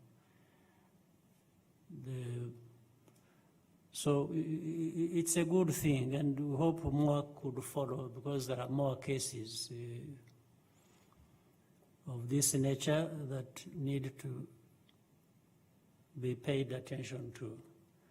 So it's my view is that it is a good thing. We can only support it, approve of it, and encourage it. Yeah, so thank you for reminding me on the other part for TV10 about the vaccine. Babibaje mu Kinyarwanda ngira ngo, so by'urukingo, urukingo rurasa naho rugenda ruboneka, nta bantu benshi barakingirwa riyari ku isi, naho bakoze izo nkingo ntabwo batangiye ku muntu umwe hano, babiri hariya, ntaho urasanga. Hari inkingo zitandukanye, hari izakozwe n'Abashinwa, hari izakozwe n'Abarusiya twumva, hari izikorwa n'Abanyamerika na companies zo mu western world. Ariko zitangiye gusohoka, baravuga kandi ko zikora neza, ariko birakorwa ku buryo ibihugu nka bya bindi tugize gutangiraho kare tuvuga iby'imyenda ibihugu bifite n'iki, ibihugu bikomeye birashaka kwiheraho, bakoze urukingo ndetse n'abandi bose aho rwakozwe hose ho mu Burayi no muri Amerika, ibyo bihugu biragenda bigura urwo rukingo barafunga, ku buryo ibindi bihugu kugira ngo birakomeye, ariko ntabwo bizahera. Hari uburyo bwashyizweho, ngira ngo mujya mwumva, hari uburyo bwitwa COVAX, ni organization iriho ishakisha uburyo urukingo rumaze kuboneka, rumaze gusohoka, rwazagera no ku bindi bihugu nka Afurika ndetse na Aziya n'ahandi, ntibibe ibihugu bikize gusa bigira urukingo. Ni muri ubwo buryo rero dufite amahirwe nk'u Rwanda, turakorana n'ibihugu, ibyo bihugu byo mu Burayi, turakorana n'iyo organization ya COVAX, bizatanga urukingo rudahagije, ni ukugenda wongeraho unakurikije ahandi. Ariko u Rwanda ndetse bitewe n'ibyo abantu bamwe bavuze ukuntu twabyifashemo neza n'iki, abantu baba babibona bituma rero bavuga bati ariko aba bantu birwanyeho batya bagakora ibintu neza gutya, mu bantu dukwiye kwibuka aba mbere bakadushyiremo n'u Rwanda. Ibyo niko bimeze, kugira ngo muri Afurika ubwo tuzaba mu ba mbere bashobora kubona urwo rukingo. Ndizera mu mezi ya mbere nk'3, 4 y'uyu mwaka mushya tugiye gutangira, cyangwa se nibitinda kugera mu kwa 6, dushobora kuba twabonye urukingo rugira abantu umubare ruramira, nubwo bitaba ko ari abantu bose. Turabikurikirana rero umunsi ku munsi kugira ngo dushobore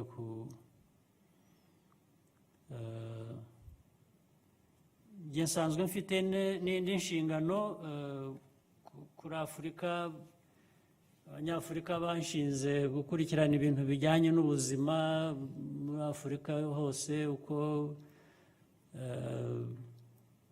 amafaranga mu gihugu ubwayo, muri buri gihugu cya Afurika yaboneka, kugira ngo habeho ibijyanye n'ubuzima, ubwo harimo n'izo nkingo, yaboneka cyangwa se kuyashaka hanze cyangwa kubikurikirana. Mfite iyo nshingano, ndabikurikirana hafi. Ubwo urumva ko iyo nkurikirana ibya Afurika, ijya kurisha ihera hafi n'urugo. Ubwo niko bizagenda. Ibi byose tuzakoresha ibishoboka byose kugira ngo turebe ko twabigeraho. Hanyuma iby'indege, hari ikindi kibazo ngira ngo cyari kirimo kijyanye n'uko bavuga ko mu Bwongereza hashobora kuba hari virusi ishobora kuba ishingiye kuri iriya, ariko ikaba ifite ukundi yagenze. Ibyo niyo bikimara kuba iyo virusi nshya ishingira kuri iriya ya mbere ya coronavirus, ubwo ni ugushaka ukuntu abantu baracyabikurikirana kumenya icyo ari cyo, hanyuma indege zihagarikwa n'iki. Ubwo natwe turaza gusuzuma turebe uko tubyifatamo. Ntabwo kwirengagiza gusa ngo tuvuge ngo abandi bahagaze kandi twebwe dukomeze. Haba hari impamvu bahagaze, turaza kubyiga vuba mu gihe gito, turamenya natwe niba tugikomeza ibyo cyangwa tuza guhagarika cyangwa tukagabanya.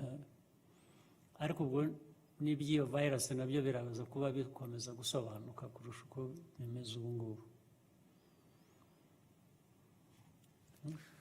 Murakoze Nyakubahwa Prezida wa Repubulika, mumaze umwanya muganira n'itsinda ubundi rirangwa n'ibibazo no kubaza ibibazo.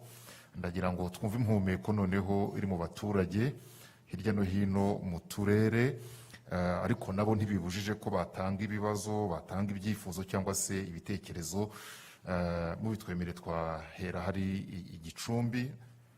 Igicumbi niba mutwumva umwanya n'uwanyu, turakira abantu babiri kandi tuributsa, si mwebwe mwenyine tubibwira, tuributsa ko kwizimba mu magambo ari ikizira mu Kinyarwanda. Murakoze.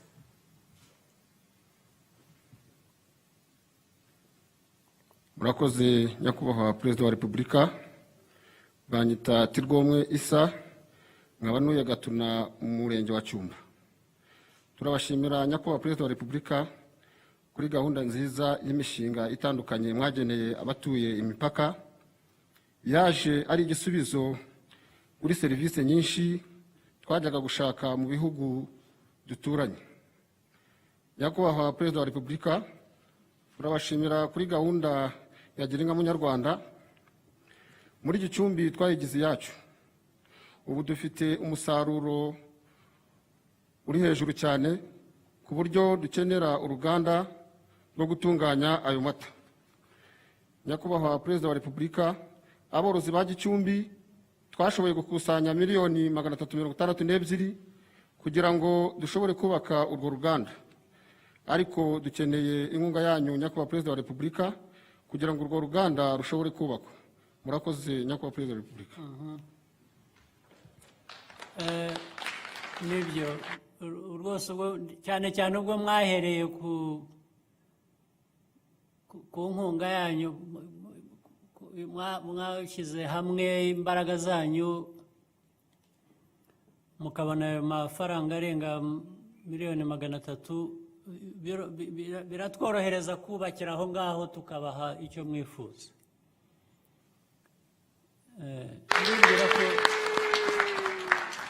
Nibwira ko Minister of Agriculture ari atwumva, nagira ngo niba bizi agira icyo atubwiraho, ariko niba atabizi mubwire ko tugomba kubatera inkunga byanze bikunze.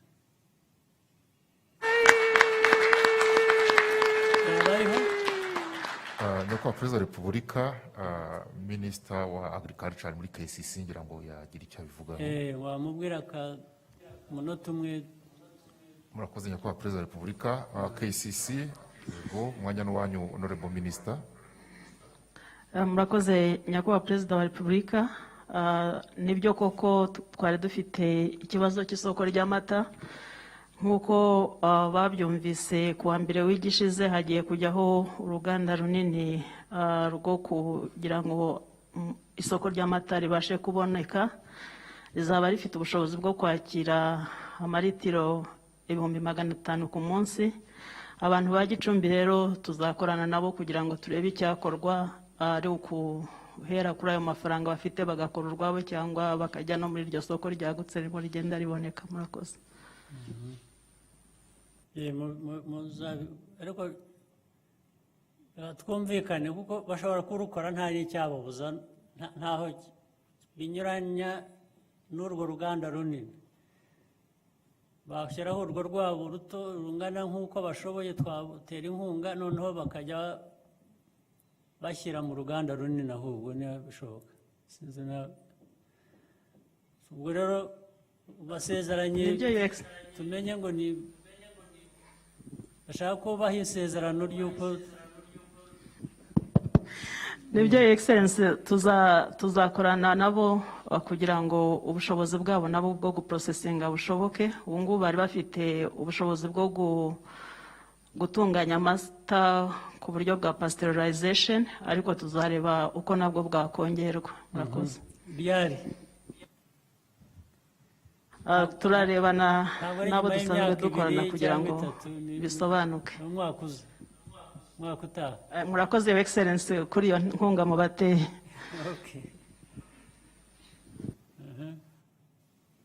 Gicumbi twakwakira undi.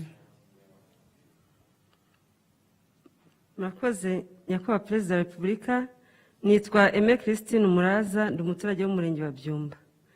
abaturage b'akarere ka Gicumbi turabashimira cyane umuhanda mwaduhaye Base Nyagatare, aho igice cya mbere Base Rukomo kimaze kuduteza intambwe igaragara, aho twakoreshaga amasaha 5 tuva Gicumbi tugera Musanze, ubu turikoresha isaha imwe gusa. Dufite n'icyizere ko igice cya kabiri cya Rukomo Nyagatare nacyo twakoreshaga amasaha 8 tugombye kuzenguruka i Kigali, Rwamagana, Kayonza, tugakoresha amasaha arenga 8 dushobora kuzajya dukoresha isaha imwe n'igice. Naho mwarakoze cyane. Abaturage ba Gicumbi none twanejejwe. Naho harakozwe harabura igice gitoya, ko ntihago harakorwa. Rukomo Nyagatare ntiharakorwa. Hari nk'ibirometero. Hanyuma waba uzi ibirometero bihari? ageze mu cya kabiri cy'umuhanda agomba gukorwa. Okay. Abaturage ba Gicumbi nanone twanejejwe n'iki gishushanyo mbonera cyo ku rwego rw'igihugu cyamaze kwemezwa, ariko nanone abanyagicumbi icyacu ntabwo cyari cyemezwa, bityo dufite imbogamizi zo kuvugura umujyi wacu dushyiramo inyubako nshyashya. Twifuza ko nabyo bishobotse cyaboneka vuba, hanyuma umujyi wacu nawo ukagendana n'igihe. Akarere ka Gicumbi cya Gicumbi ntabwo cyari cyaboneka, turagikeneye kugira ngo natwe tujyane n'igihe. Hanyuma akarere ka Gicumbi kazwiho kuba ari irembo ryo kubohora igihugu cyacu, kandi kazwiho kugira amahumbezi atuma habaho ibyiza nyaburanga byinshi. Muri byo twaba dufiteho ikiyaga cya Muhazi. Twabasabaga Nyakubahwa Perezida wa Repubulika ngo umuhanda Cyamutara, Rwesero, Gasange nawo wakorwa kugira ngo ibikorwa by'ubukerarugendo bikorerwa ku nkengero z'ikiyaga cya Muhazi bibe byatera imbere. Murakoze Nyakubahwa Perezida wa Repubulika. Murakoze. Minister wa Infrastructure. Yes, ndashaka ko hajyaho nawe kugira icyo atubwira kuri ibyo mudamu amaze kutubaza. Murakoze Nyakubahwa Perezida wa Repubulika, tugira ngo hifashishijwe ikoranabuhanga Minisitiri w'ibikorwa remezo agira icyo asubiza kuri kiriya cyifuzo cy'abari abaturage ba Gicumbi.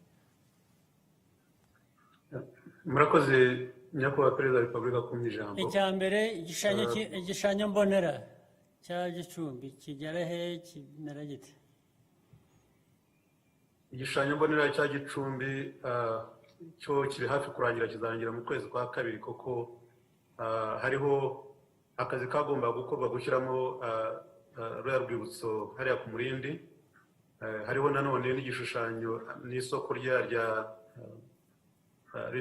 ririya soko riduhuza na Gatuna.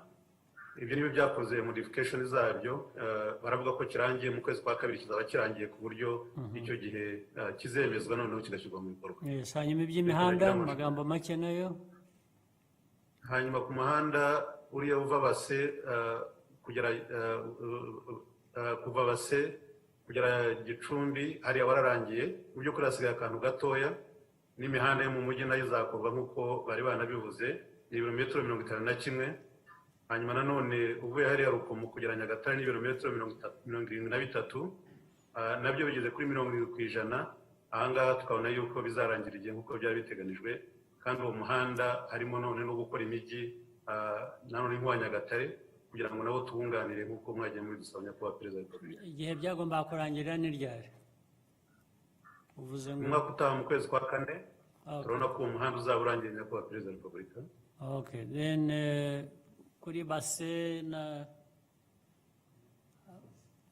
kuri Muhazi, kuri Base kugera Rukomo wararangiye, hasigaye igice kimwe gusa cyaho mu muhanda wasaga n'uwenda kuriduka gusa, ariho bashaka kugira ngo bawunganire umusozi, ntabwo ari Base Rukomo, uburyo buri sustainable, ariko tugakora no mu mijyi. Bavuze Excellency, bavuze umuhanda wa Cyamutara ujya kuri Muhazi. Yes. Na Base, ni Gasanze, bavuze Musanze. Wa Rwesero ugenda kuri Muhazi bigenda bite? Uwo muhanda harakorwa inyigo yawo kugira ngo tuzarebe ukuntu uzakorwa, ariko biracyari ku rwego rw'inyigo, ntabwo twageraho. Babyihutishije nabyo tukamenya icyo twakora. Nawe urateganyije ku bijyanye n'inyigo Nyakubahwa Perezida wa Repubulika? Yes, ariko inyigo zikorwe vuba, zive mu nzira, ibintu bireke guhera mu nyigo. birakorwa vuba nyakubahwa perezida wa repubulika turawihutisha hasigaye gushakisha amafaranga kugira ngo ukorwe. All right. Akomeza. Murakoze nyakubahwa perezida wa repubulika, turagira ngo muri aka kanya tujye mu ntara y'uburengerazuba i Karongi, umwanya ni uwanyu, abantu babiri.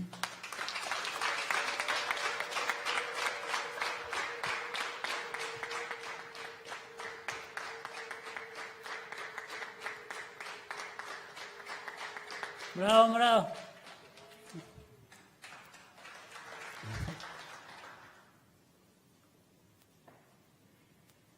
Murakoze nyakubahwa perezida wa repubulika, nitwa Nyiraneza Bernadette, ntuye mu murenge wa Mutuntu, akarere ka Karongi. Ndi umuhinzi w'icyayi mu karere ka Karongi, nkaba n'umukozi wa koperative y'abahinzi b'icyayi yitwa Katekuguro ikorera mu karere ka Karongi. Nyakubahwa perezida wa repubulika, ndagira ngo mbashimire ibyiza koperative Katekuguro yagezeho ibikesha imiyoborere myiza mubereye ku isonga. Nyakubahwa perezida wa repubulika, ubu koperative Katekuguro abanyamuryango bayo nibura miliyoni 60 zinyura ku makonte yabo buri kwezi. Ibyo bidufasha kwikemurira ibibazo, kurira amashuri y'abana bacu, kwishyura mitiwere. Nyakubahwa perezida wa repubulika, by'umwihariko ubu nta muhinzi w'icyayi ukiganyira amasaziro, kubera yuko twese twitabiriye gahunda nziza y'ejo heza kandi tugashyiramo imisanzu. Nyakubahwa perezida wa repubulika, ngifite umwanya nimunyemerere mbagezeho ubutumwa abahinzi b'icyayi ba koperative Katekuguro bampaye ngo mbagezeho mbashimira uburyo mwabishyuye umwenda wa beride wari ubabereye umutwaro utatumaga bahumeka.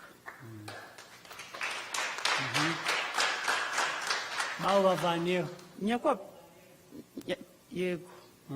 Nyakubahwa perezida wa repubulika, ubu ngubu ikibaraje inshinga noneho ni ukurwana no kuzamura umusaruro ukikuba inshuro nyinshi kuko icyabatsikamiraga cyavuyeho. Nyakubahwa perezida wa repubulika, ubu ngubu turashimira rwose byimazeyo imiyoborere myiza yatumye muzamura gahunda y'inganda, tukaba tubasha kubona aho dushyira umusaruro wacu w'icyayi, dore ko ariyo zahabu yacu y'i Karongi. Nyakubahwa perezida wa repubulika, i Karongi dufite inganda 3 z'icyayi n'amakoperative yazo uko ari 3 bikorana. Nyakubahwa perezida wa repubulika, nubwo ibyo byose twabigezeho, turacyafite imbogamizi. Kona urugemwe abahinzi b'icyayi ba Karongi barifuza kwagura ubuhinzi bwabo, ndetse n'utaragihinze ubarashakisha urugemwe hasi no hejuru kugira ngo nawe yiteze imbere agere kuri iyo zahabu y'icyatsi kibisi. Nyakubahwa perezida wa repubulika, ingemwe zibonetse icyo kibazo kigakemuka, abaturage abahinzi ba Karongi b'icyayi bakirigita ifaranga bakarushaho kwiteza imbere. Nyakubahwa perezida wa repubulika, hari n'impungenge y'umuhanda uhuza imirima y'abahinzi b'icyayi ku buryo gukuramo umusaruro wose bigorana mu gihe cy'imvura, hari n'umusaruro upfira mu murima. Nyakubahwa perezida wa repubulika, turamutse tubonye umuhanda imodoka zacu zinyuramo, dore ko dufite imodoka 3. Ni umuhanda uhuza inganda 3, uruganda rwa Gisovu Tea Company ukagera ku ruganda rwa Karongi Tea Factory, ugahura n'uruganda rwa Rugabano Tea Company. Uwo muhanda wadufasha ko wakemura ibibazo bibiri, ibibazo by'umusaruro ndetse n'icyayi cyakozwe kugira ngo kibashe kugera ku muhanda kijya ku isoko mpuzamahanga. Murakoze nyakubahwa perezida wa repubulika. Reka ngende mfata kimwe Minagiri nanone. Murakoze Your Excellency, ku igiciro cy'ingemwe z'icyayi ubu ngubu gihagaze kuri 45 ku rugemwe, biterwa n'uko ibikoresho byo kuzikora biba bihenze, ariko tuzongera dukorane nabo turebe nimba rwagabanuka rukagera munsi y'aho ngaho. Murakoze.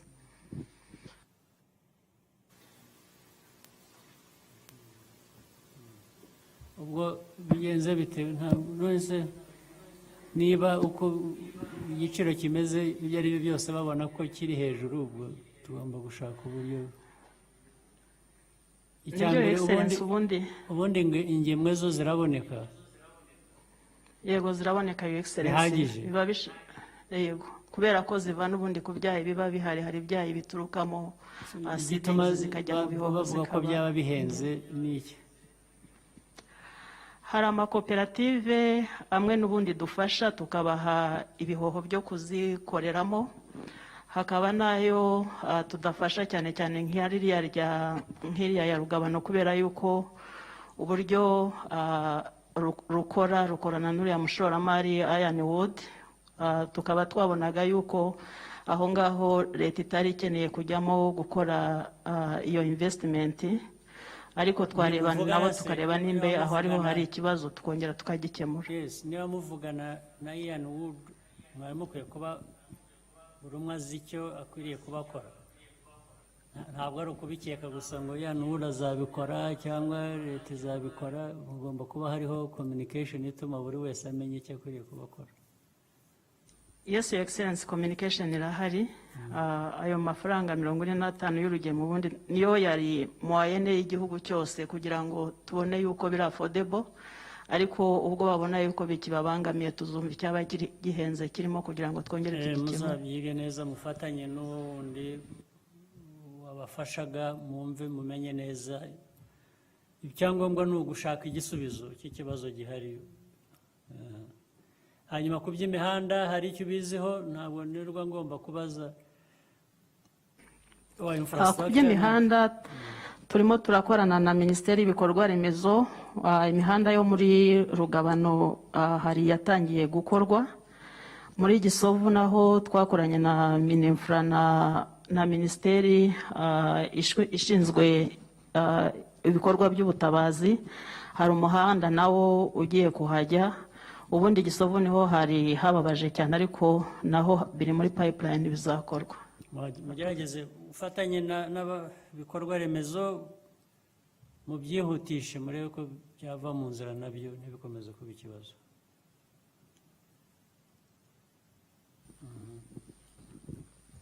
Karongi baracyafite umwanya, ariko mugerageze guhina Karongi. Si wabona umaze kubaza? Uracyakomeza? Prezida wa Repubulika. Ikarongi Nyiraneza Bernadette. Prezida wa Repubulika murakoze. Okay, urakoze nawe. Yego. Undi vuba nawe tugire. Ibisubizo wabyumvise? Wari umaze kubaza ibisubizo wabyumvise? Yego nabyumvise, Nyakubahwa Prezida wa Repubulika. Aha. Urakoze. Uwo nguwo mwanya noneho dufata ikindi kibazo. Murakoze Nyakubahwa Prezida wa Repubulika. Nitwa Kuradusenge Pelagie, Madame Samaki, kubw'akazi nkora. Nkaba ndi umworozi w'amafi mu kiyaga cya Kivu. Nyakubahwa Prezida wa Repubulika, tutaratangira ubworozi bw'amafi mu kiyaga cya Kivu, twajyaga gushakisha amafi mu bihugu by'abaturanyi, ariko twahuraga n'imbogamizi. Kubw'inama mutugira zo kwigirira icyizere no kwihangira imirimo, na approachinze abashoramari bo mu bihugu byo hanze baza gushora imari mu kiyaga cya Kivu mu bworozi bw'amafi muri Kareremba, ariko babanje kugira ikibazo cy'uko bumva ko Ikivu gifite methane gas. Baje kuza basuye Karongi basanga ariko methane gas nubwo ihari bayibyaza umusaruro kandi no koreramo amafi atagira icyaba. Nuko twatangiye muri 2017. Gera vuba, gere ku ngingo. Gera ku ngingo vuba. Ubu ngubu tweza toni 5 ku kwezi, ariko tukaba dushaka kugira ngo byibura tujye tweza toni 10 kugera kuri 11. Ariko Nyakubahwa Prezida wa Repubulika, turacyafite imbogamizi y'ibiryo by'amafi, cyane cyane abana, amafi akiri utwana, kugira ngo tubone ibiryo byatwo. Ibiryo biva hehe? Perezida wa Repubulika ubu ngubu tudipendinga ku biryo biva hanze kandi nabwo njya kubizana i Kigali ariko bikagera hano hiyongereyeho ikindi ikiguzi cyo gukora transportation. Ibyo ubundi bibi biki? Ibyo zirya biki? Ubu ngubu tuziha ibiryo of course ariko being imported from outside the country. Ni ibiryo nyabaki bigomba kuva hanze? Ni ibiryo by'amafi bigomba kuva hanze ni ibiki? Bitakorerwa hano, ntibishobora gukorerwa hano? Nyakubahwa Perezida wa Repubulika hari ibikorerwa hano ariko ni akenshi biba ari ibyo outgrowers fish which is about to be harvested ariko for the fingerlings we import from outside.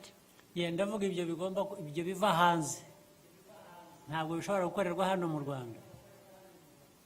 Bishobora gukorerwa hano mu Rwanda ariko habanje kugira ngo tubone ingredients zihagije for the baby fish. Okay.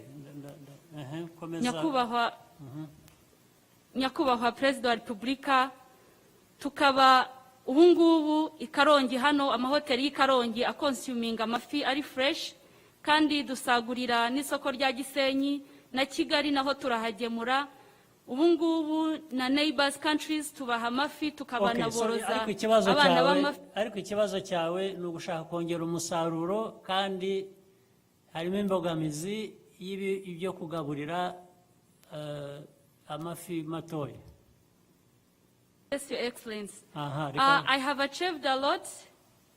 I have achieved a lot. As a single mother, I'm able to pay for my kids' school fees. Yes. I also thank for the good governance and your leadership, Your Excellency, and the security. Okay, thank you. Byatumye abashoramari bava hanze imari mu gihugu cyacu. Yes. Nkaba Your Excellency. Ndagira ngo dukemure ikibazo ufite cyatuma ndetse uzamuka ukabona n'ibindi byinshi. Ni cya kindi ndashaka kubaza Minister wa Agriculture nawe kuri ibi uretse gato buri aho ngaho. Can we have a Minister of Agriculture also? Icyo kibazo urakizi Minister? Yego ndakizi Excellency.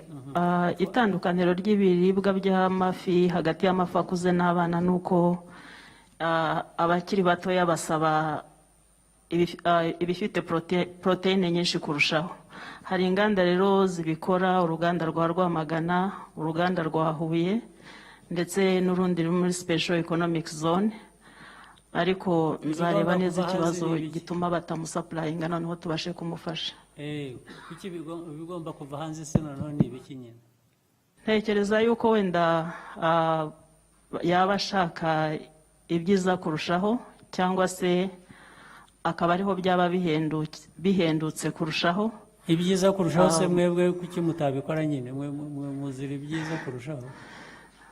Nibyo Your Excellency, biterwa na capacity y'inganda uko zibikora ariko ubundi zirahari. Nibyo bintu abantu baba bashinzwe, abayobozi, ministers n'abandi. Ukwiye gukurikirana abo ngabo niba ibyo bakora bishobora kongerwa imbaraga cyangwa kuba byiza kurusha, impamvu mutabakurikirana kugira ngo mubasabe nabo baba bakeneye n'inkunga ahubwo ibagezaho ishoboka nayo ikaba yabihabwa. Naho umuntu gusa agira industry agakora ibyo ashatse, mwebwe mukaba muzi gusa ngo birakorwa ariko byarushaho abantu bakarenga bakajya hanze. Ntabwo ariko bikwiriye kuba bigenda. Icyo nacyo ni ikibazo mukwiye gukurikirana vuba mu nzira. Nibyo dukorana n'aba babikora kugira ngo tubakorere kongera ubumenyi burushijeho kugira ngo bagende babikora neza Your Excellency. So bigire vuba ariko noneho uheraho ugire communication n'uyu mukobwa wabazaga Mama Samaki uko yavuze, hanyuma mugashobore gukora ibyiza byinshi bimwungukira no kurusha kubyagezeho, ariko ubwo bizaba byungukira n'abari abandaguraho ibikenewe. Si cyo kibazo cyane cyane. Yes, Your Excellency. If you allow me, Your Excellency, I would like to invite more investors to come and invest in fish farming also, because we want to be self-sufficient in aquaculture and fish, and there is a big market in our country and in our neighbors' country as well. I completely agree with you. I agree with you, and the minister, I hope the Minister of Agriculture is hearing. She should help you and others to mobilize investors in that sector. Murakoze Nyakubahwa Perezida wa Repubulika, ndagira ngo twerekeze mu karere ka Nyaruguru, mwanya n'uwanyu Nyaruguru. So noneho tugende tubifatira icyari mu Nyaruguru, dufate ibibazo byaho hanyuma nze gukora reaction yanyu. Murakoze Nyakubahwa Perezida wa Repubulika. Nyaruguru ngira ngo bari babakurikiye, turakirira rimwe abantu babiri batange ibibazo n'ibyifuzo byabo, kandi duhina birafasha.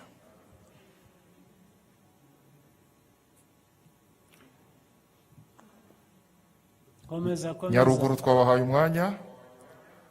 Murakoze Nyakubahwa Perezida wa Repubulika, nitwa Tegurugori Marie Makire, nkaba ndi umukuru w'umudugudu w'Uruyange, akagari ka Nyarugano, umurenge wa Ruramba. Nyakubahwa Perezida wa Repubulika, turabashimira cyane kubwo gutunganya amaterasi mwadufashije mukadukorera n'ibishanga. Nyakubahwa Perezida wa Repubulika, byatumye umusaruro wiyongera. Urugero nko ku gihingwa cy'ibirayi twavuye kuri toni 8, ubu tugeze kuri toni 25 kuri hegitari. Nyakubahwa Perezida wa Repubulika, ku gihingwa cy'ibigori twavuye kuri toni 1.5, ubu tugeze kuri toni 3.5. Ibyo byadufashije kugira ngo tuzamure umusaruro mu karere kacu ka Nyaruguru. Ariko Nyakubahwa Perezida wa Repubulika, turacyafite ikibazo kijyanye n'ubusharire bw'ubutaka. Dufite ubutaka bushariye, tukaba twifuza ko twabona gahunda ya nkunganire kwishwagara, bityo bigadufasha gukomeza kuzamura ubukungu n'umusaruro mu karere kacu ka Nyaruguru. Murakoze Nyakubahwa Perezida wa Repubulika. Waba wicaye tukakira undi arabasubiriza rimwe.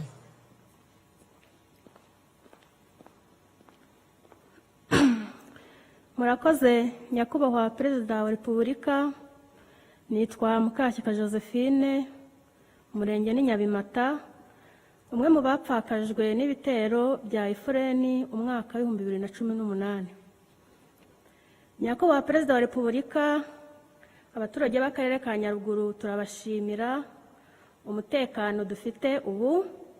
Ubwo ibyo bitero byagabwaga ari mu gicuku, abana bakaterwa ibyuma, mwarahabaye, ingabo ziradutabara, ubu zigarura umutekano, ubu turarinzwe, dufite umutekano. Nyakubahwa Perezida wa Repubulika, ikindi dushima ni uko abamwe mu bagize uruhare mu ibyo bitero barimo Rusesabagina na Sankara bafashwe, bityo tukaba twizeye ubutabera. Munyemerere nkomeze mbashimire Perezida Nyakubahwa kubw'umuhanda wa kaburimbo mwaduhaye uduhuza n'akarere ka Huye. Uwo muhanda uri hafi kuzura, kandi nizeye ntashidikanya ko uzatuma ubuhahirane ndetse n'ingendo zoroha mu kujya mu karere ka Huye, nabo baza mu karere kacu ka Nyaruguru. Nyakubahwa Perezida wa Repubulika, ndabashimira kandi n'ibitaro bya Munini mwaduhaye biri kubakwa. Ndakeka ibyo bitaro biri mu bitaro binini cyangwa se bigari ku rwego rw'igihugu, bityo bikazadufasha kugira ubuzima bwiza, aho twasiragiraga tujya za Kigali kwivurizayo, tukazajya twivuriza hano hafi mu karere kacu ka Nyaruguru. Nyakubahwa Perezida wa Repubulika, abaturage b'akarere ka Nyaruguru turabashimira tubikuye ku mutima. Murakoze. Murakoze cyane. Ibyo bibiri gusa? hari uwitwa Tegurugori Marie Makire wo mu murenge wa Ruramba, Your Excellency, yavuze ibijyanye n'ubusharire bw'ubutaka bwa hariya. Sure, nabyumvise. Reka nze nanone Minagri nawe. KCC. Murakoze Your Excellency, nibyo dufite ubutaka busharira hirya no hino mu gihugu hafi mu turere 26. Nyaruguru ni kamwe muri utwo turere. Kuva muri 2016 tugenda leta igenda ifasha utwo turere kurwana n'ikibazo cy'ubusharire, hajya amafaranga agurwa ishwagara kuri 50%. Ahangaha muri uyu mwaka muri Nyaruguru harimo miliyoni 220, ariko icyo namwizeza nuko twagumya gukorana n'ubuyobozi uko ubushobozi bugenda buboneka, iyi ngengo y'imari ijya mu materasi kagenda mu ishwagara ikagenda yiyongera, ariko n'ubu ngubu turabikora kuva muri 2016. Murakoze. Mugerageze rero mwongere ko bishoboka, leta turebe icyo twakora, dufatanye nabo. Ubwo yagiye kubivuga ubwo haracyari ikibazo nubwo tugerageza nyine. Ubwo icyo kirarangiye, ibindi ngira ngo ndabona byari ugushima gusa icya kabiri, ariko icyo nasezeranye warurangije kuvuga by'umutekano muri Nyaruguru, n'abo bagiye bafatwa bahungabanya umutekano, ubutabera bwo buzaboneka, n'abandi bakigira batyo bakinjira bakongera bagasubira hakurya y'umupaka, buriya nabo tuzabageraho, nabo ubutabera buzabageraho. Iminsi yabo irabaze, buriya bizageraho bifata umurongo. Undi? Murakoze Nyakubahwa Perezida wa Repubulika, turagira ngo muri aka kanya twerekeze mu karere ka Kirehe. Kirehe, umwanya ni uwanyu, turakira abantu babiri.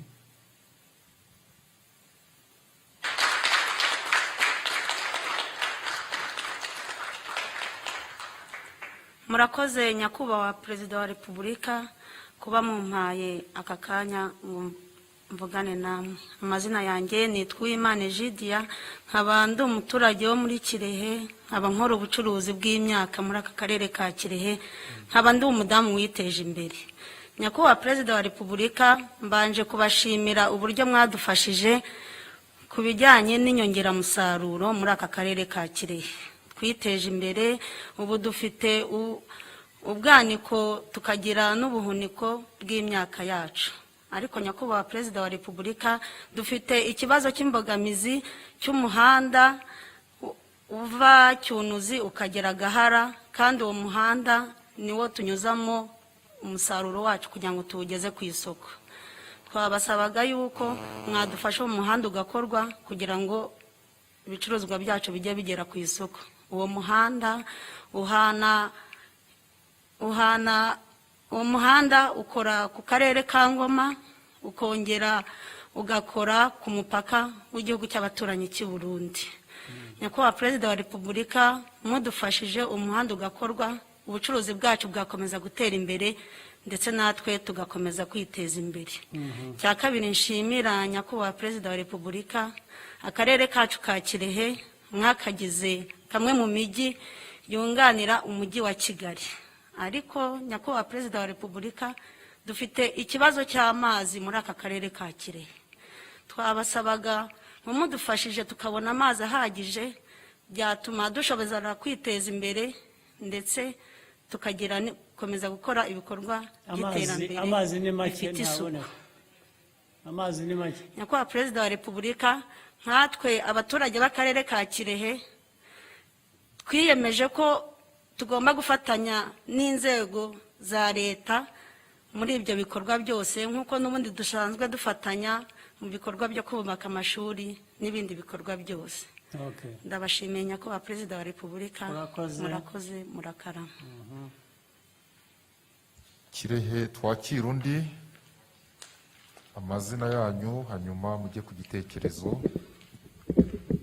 murakoze nyakubahwa perezida wa repubulika, nitwa Jean de Dieu Myankindi, ni umuturage w'akarere ka Kirehe. Nyakubahwa perezida wa repubulika, ndagushimira ko waduhaye umwanya wo gutanga ikiganiro muri iki kiganiro mwayoboye. Nyakubahwa perezida wa repubulika, ubwo muheruka mu karere ka Kirehe igihe twiteguraga amatora, mwadusezeranije umuhanda wa Kayonza Rusumo. Twizeza ko mu myaka 2 uhereye icyo gihe umuhanda uzaba wararangiye. Imvugo niyo ngiro nyakubahwa perezida wa repubulika, ubu muhanda ni nyabagendwa Kayonza Rusumo, ndetse dufite amakuru yuko agiye kujyaho n'amatara. Nyakubahwa perezida wa repubulika, kugira ngo abaturage b'akarere ka Kirehe bagaragaze ibyishimo, nuko twambaye udupfukamunwa wakabibona umuntu wese yishimye.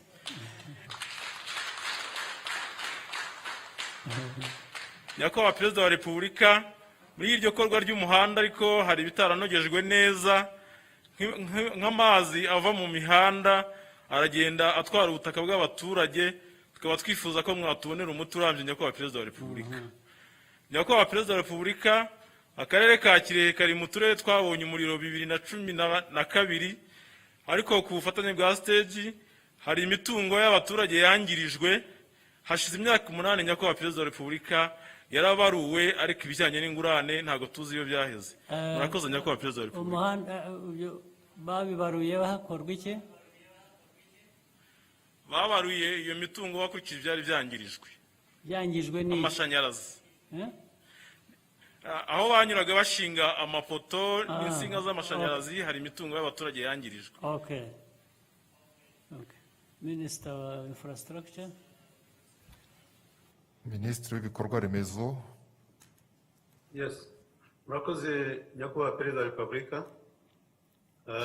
Kirehe kwanza, umuhanda Cyunuzi Gahara, hari cyo wizaho? Nyakubahwa perezida wa repubulika, nk'uko babivuze, uriya muhanda wa Cyunuzi Katore Gahara ni umuhanda w'ibirometero 22 ugenda ukagera ku mupaka w'Urundi. Nk'uko umubyeyi yabivuze, ni umuhanda ufite akamaro kanini, kandi ubu ngubu inyigo yararangiye yakozwe n'akarere ka Kirehe. Ubu ngubu turimo gushakisha amafaranga kugira ngo turebe ko noneho twawubaka kuko inyigo yarangiye.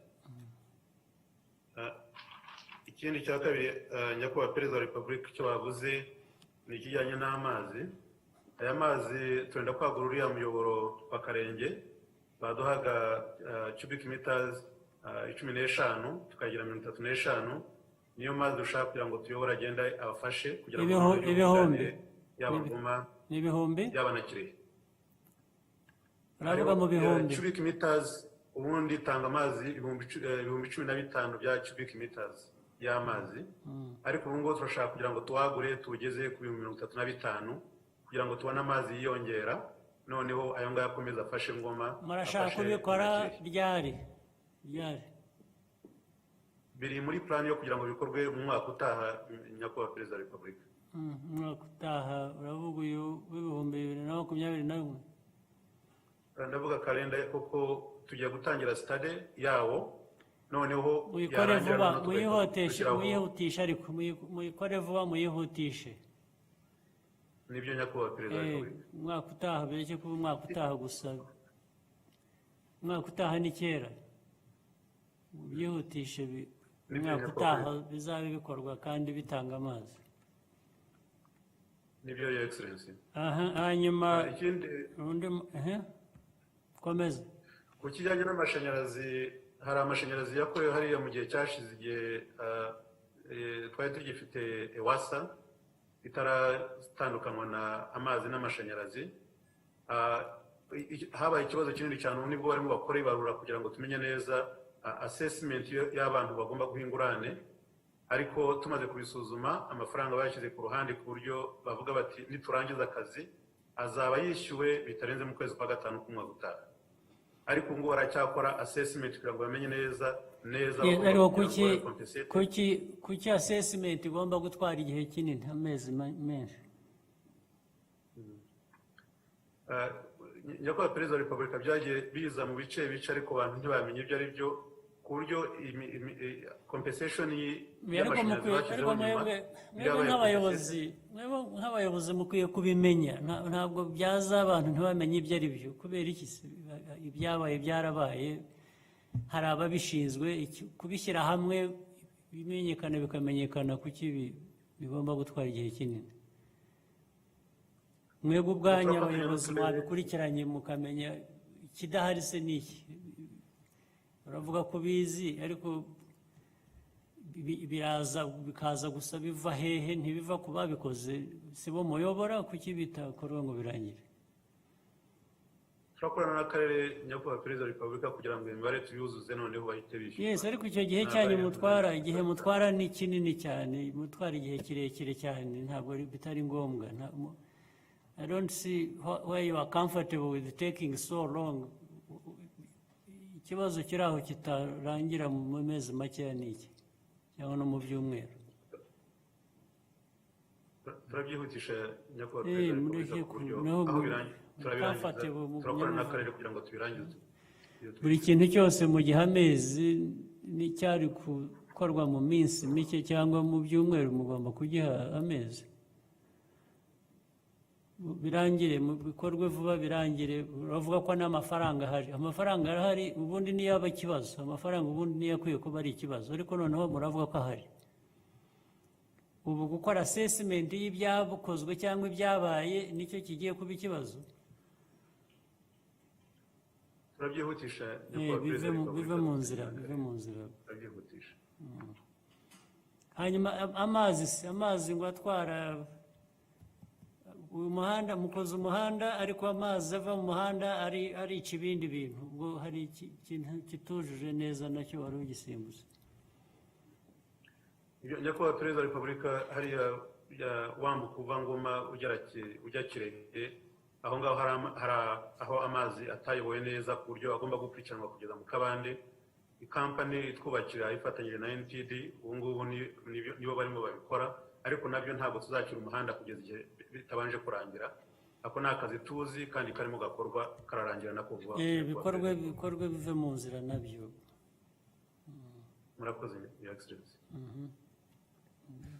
Murakoze nyakubahwa perezida wa repubulika. Twari tunyuze hirya no hino mu ntara z'igihugu, reka tugaruke hano i Kigali muri ya nyubako iteye ishema n'amabengeza ya KCC. Ntihari abanyamakuru gusa, ahubwo hari n'abaturage bo mu karere bo muri uyu mujyi wa Kigali. Narigiye kugira akarere mu mbabarire, nabo tubahaye umwanya kugira ngo mutange ibitekerezo byanyu. Murakoze nyakubahwa perezida wa repubulika kuma ijambo. Komeza. Amazina yanjye nitwa Nitanga Sarto, ni umukuru w'umudugudu wa Gasasa, Kagari ka Rugando, Umurenge wa Kimihurura, Akarere ka Gasabo. Ikibazo nshaka kubaza kijyanye n'umusoro ku bukode bw'ubutaka wiyongereye cyane, ukikuba inshuro nyinshi, bituma abaturage benshi bagaragaza ko batazashobora kuwishyura uwo musoro. Bakaba bafite impungenge ko imitungo iri kuri ubwo butaka ishobora gutezwa cyamunara kuko babuze ubwishyu. Nyakubahwa perezida wa repubulika, nzi neza ko musanzwe mubonera ibisubizo ibibazo bihangayikishije abanyarwanda. Nkaba nabasabaga ko iki kibazo cy'umusoro wiyongereye ku bukode bw'ubutaka mwagishakira igisubizo, abaturage bakishima nk'uko basanzwe babashima. Murakoze nyakubahwa perezida wa repubulika, ndabashimiye. Waha umwanya mugenzi wawe wundi nawe agatanga ikibazo cye cyangwa igitekerezo. Murakoze nyakubahwa perezida wa repubulika, nitwa Nteziyaremye Beneyo Emerance, nkaba mpagarariye abanyarwanda baba mu gihugu cy'Ubushinwa, aho ndi mu mwaka wa nyuma w'icyiciro cya PhD. Turashimira guverinoma y'u Rwanda mubereye ku isonga mu buryo yateye inkunga abanyarwanda bari mu gihugu cy'Ubushinwa, ndetse igakomeza gukurikirana ubuzima bwabo mu gihe cyari gikomeye cya COVID.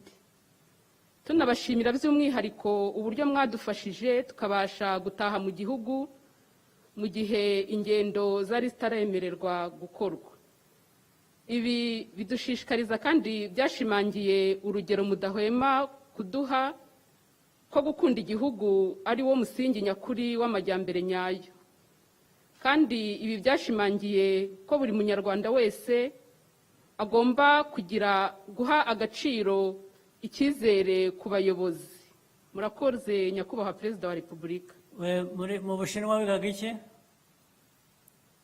Nigaga ibijyanye n'ibidukikije, environmental sciences, ariko mu buryo bw'umwihariko ku bijyanye na pesticide residues na pollution remediation. Ubu urakora iki? Baraje ubu mu gihe nkitegereje kurangiza amasomo yanjye kuri final defense, ndi umwarimu muri kaminuza y'u Rwanda byerekeye n'ishami ryo mu butabire. Ni byiza cyane. Urakoze.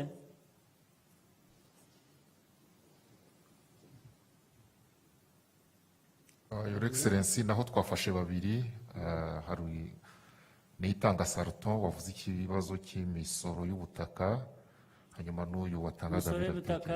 Abaminisitiri bari bakurikirana ubishinzwe babisubiza ninde? Ku birebana n'imisoro y'ubutaka, ninde? Arahari? Minekofine? Yes, reka tubasha dusubize. Murakoze Nyakubahwa Perezida wa Repubulika. Nyuma y'uko abaturage bagaragaje ko imisoro mishya yo ku butaka ibahenze, twatangiye isuzuma, ari Minisiteri y'Imari n'Igenamigambi, ari Minisiteri y'Ubutegetsi bw'Igihugu ndetse n'inzego z'ibanze, gusuzuma ikibazo. Ubu twarabitangiye ngo turebe icyakorwa, ariko hagati aho hafashwe n'uburyo bwo korohereza abasora. Ikigo cy'imisoro n'amahoro gitanga amatangazo ko kwishyura byongerewe igihe cy'amezi 3, ndetse ko n'abasora bashaka gusora no mu byiciro bitandukanye kugeza mu mpera z'ukwezi kwa 3, ariko n'isesengura ikibazo mu buryo bwimbitse kirimo nabyo byaratangiye. Ikibazo murakizi rero, ikibazo murakizi, kirakurikirana. Gusa nagira ngo wabajije ikibazo yumvikane ko atari kuvuga ngo umusoro w'ubukode bw'ubutaka abantu babonye ko bitazakunda, batazabishobora, noneho ngo tuvuye ngo tubivanyeho. Nagira ngo yumve ko ubutaka bugira ubukode, bugira n'umusoro w'ibijyanye n'ubukode nyine. Icyo gihe rero umuntu agereranya ibintu byinshi, akareba abantu, amikoro yabo, igihugu n'impamvu uwo musoro wagiyeho, noneho tugashaka igishobora kuba cyabera benshi kurusha. Nanone ntabwo twabona igisubizo gihagije kuri buri wese bavuye ngo biramubereye, ariko ibyo tugomba kubikurikirana tugashaka uburyo inyoroshyo yabaho nyine. Wenda nubwo twakoroshya hari abo bizashobora kunanira, ubu icyo gihe abantu haba ubundi buryo kuri uwo muntu byananiye, ariko twabanje kugerageza. Ndumva tuzagerageza rero, tuzagerageza tubikurikirane. ngira ngo ku wavuze bwa kabiri we yashimaga ikibazo ngira ngo yabajije, niba numvise neza. Yego, Your Excellency, yashimaga n'uriya munyeshuri wo mu Bushinwa. Tukaba tumaze kumva uko igihugu gihagaze nk'uko mwatangiye mubitugezaho, mukaba kandi mwagize n'umwanya wo gusubiza ibibazo by'abanyamakuru no kumva impumeko iri hirya no hino mu baturage. Your Excellency, mubiduhera uburenganzira twasoreza aha. Nibyo ngira ngo twasoreza aha. None nongeye kubifuriza ibihe byiza biri imbere, n'ibibindi bikomeye tugenda tunyuramo. Dukomeze dukore ibishoboka byose, dufatanye, duterane inkunga dukorere hamwe n'ibindi byaba biri imbere biremereye nabyo tuzabinyuramo. Mwakoze cyane.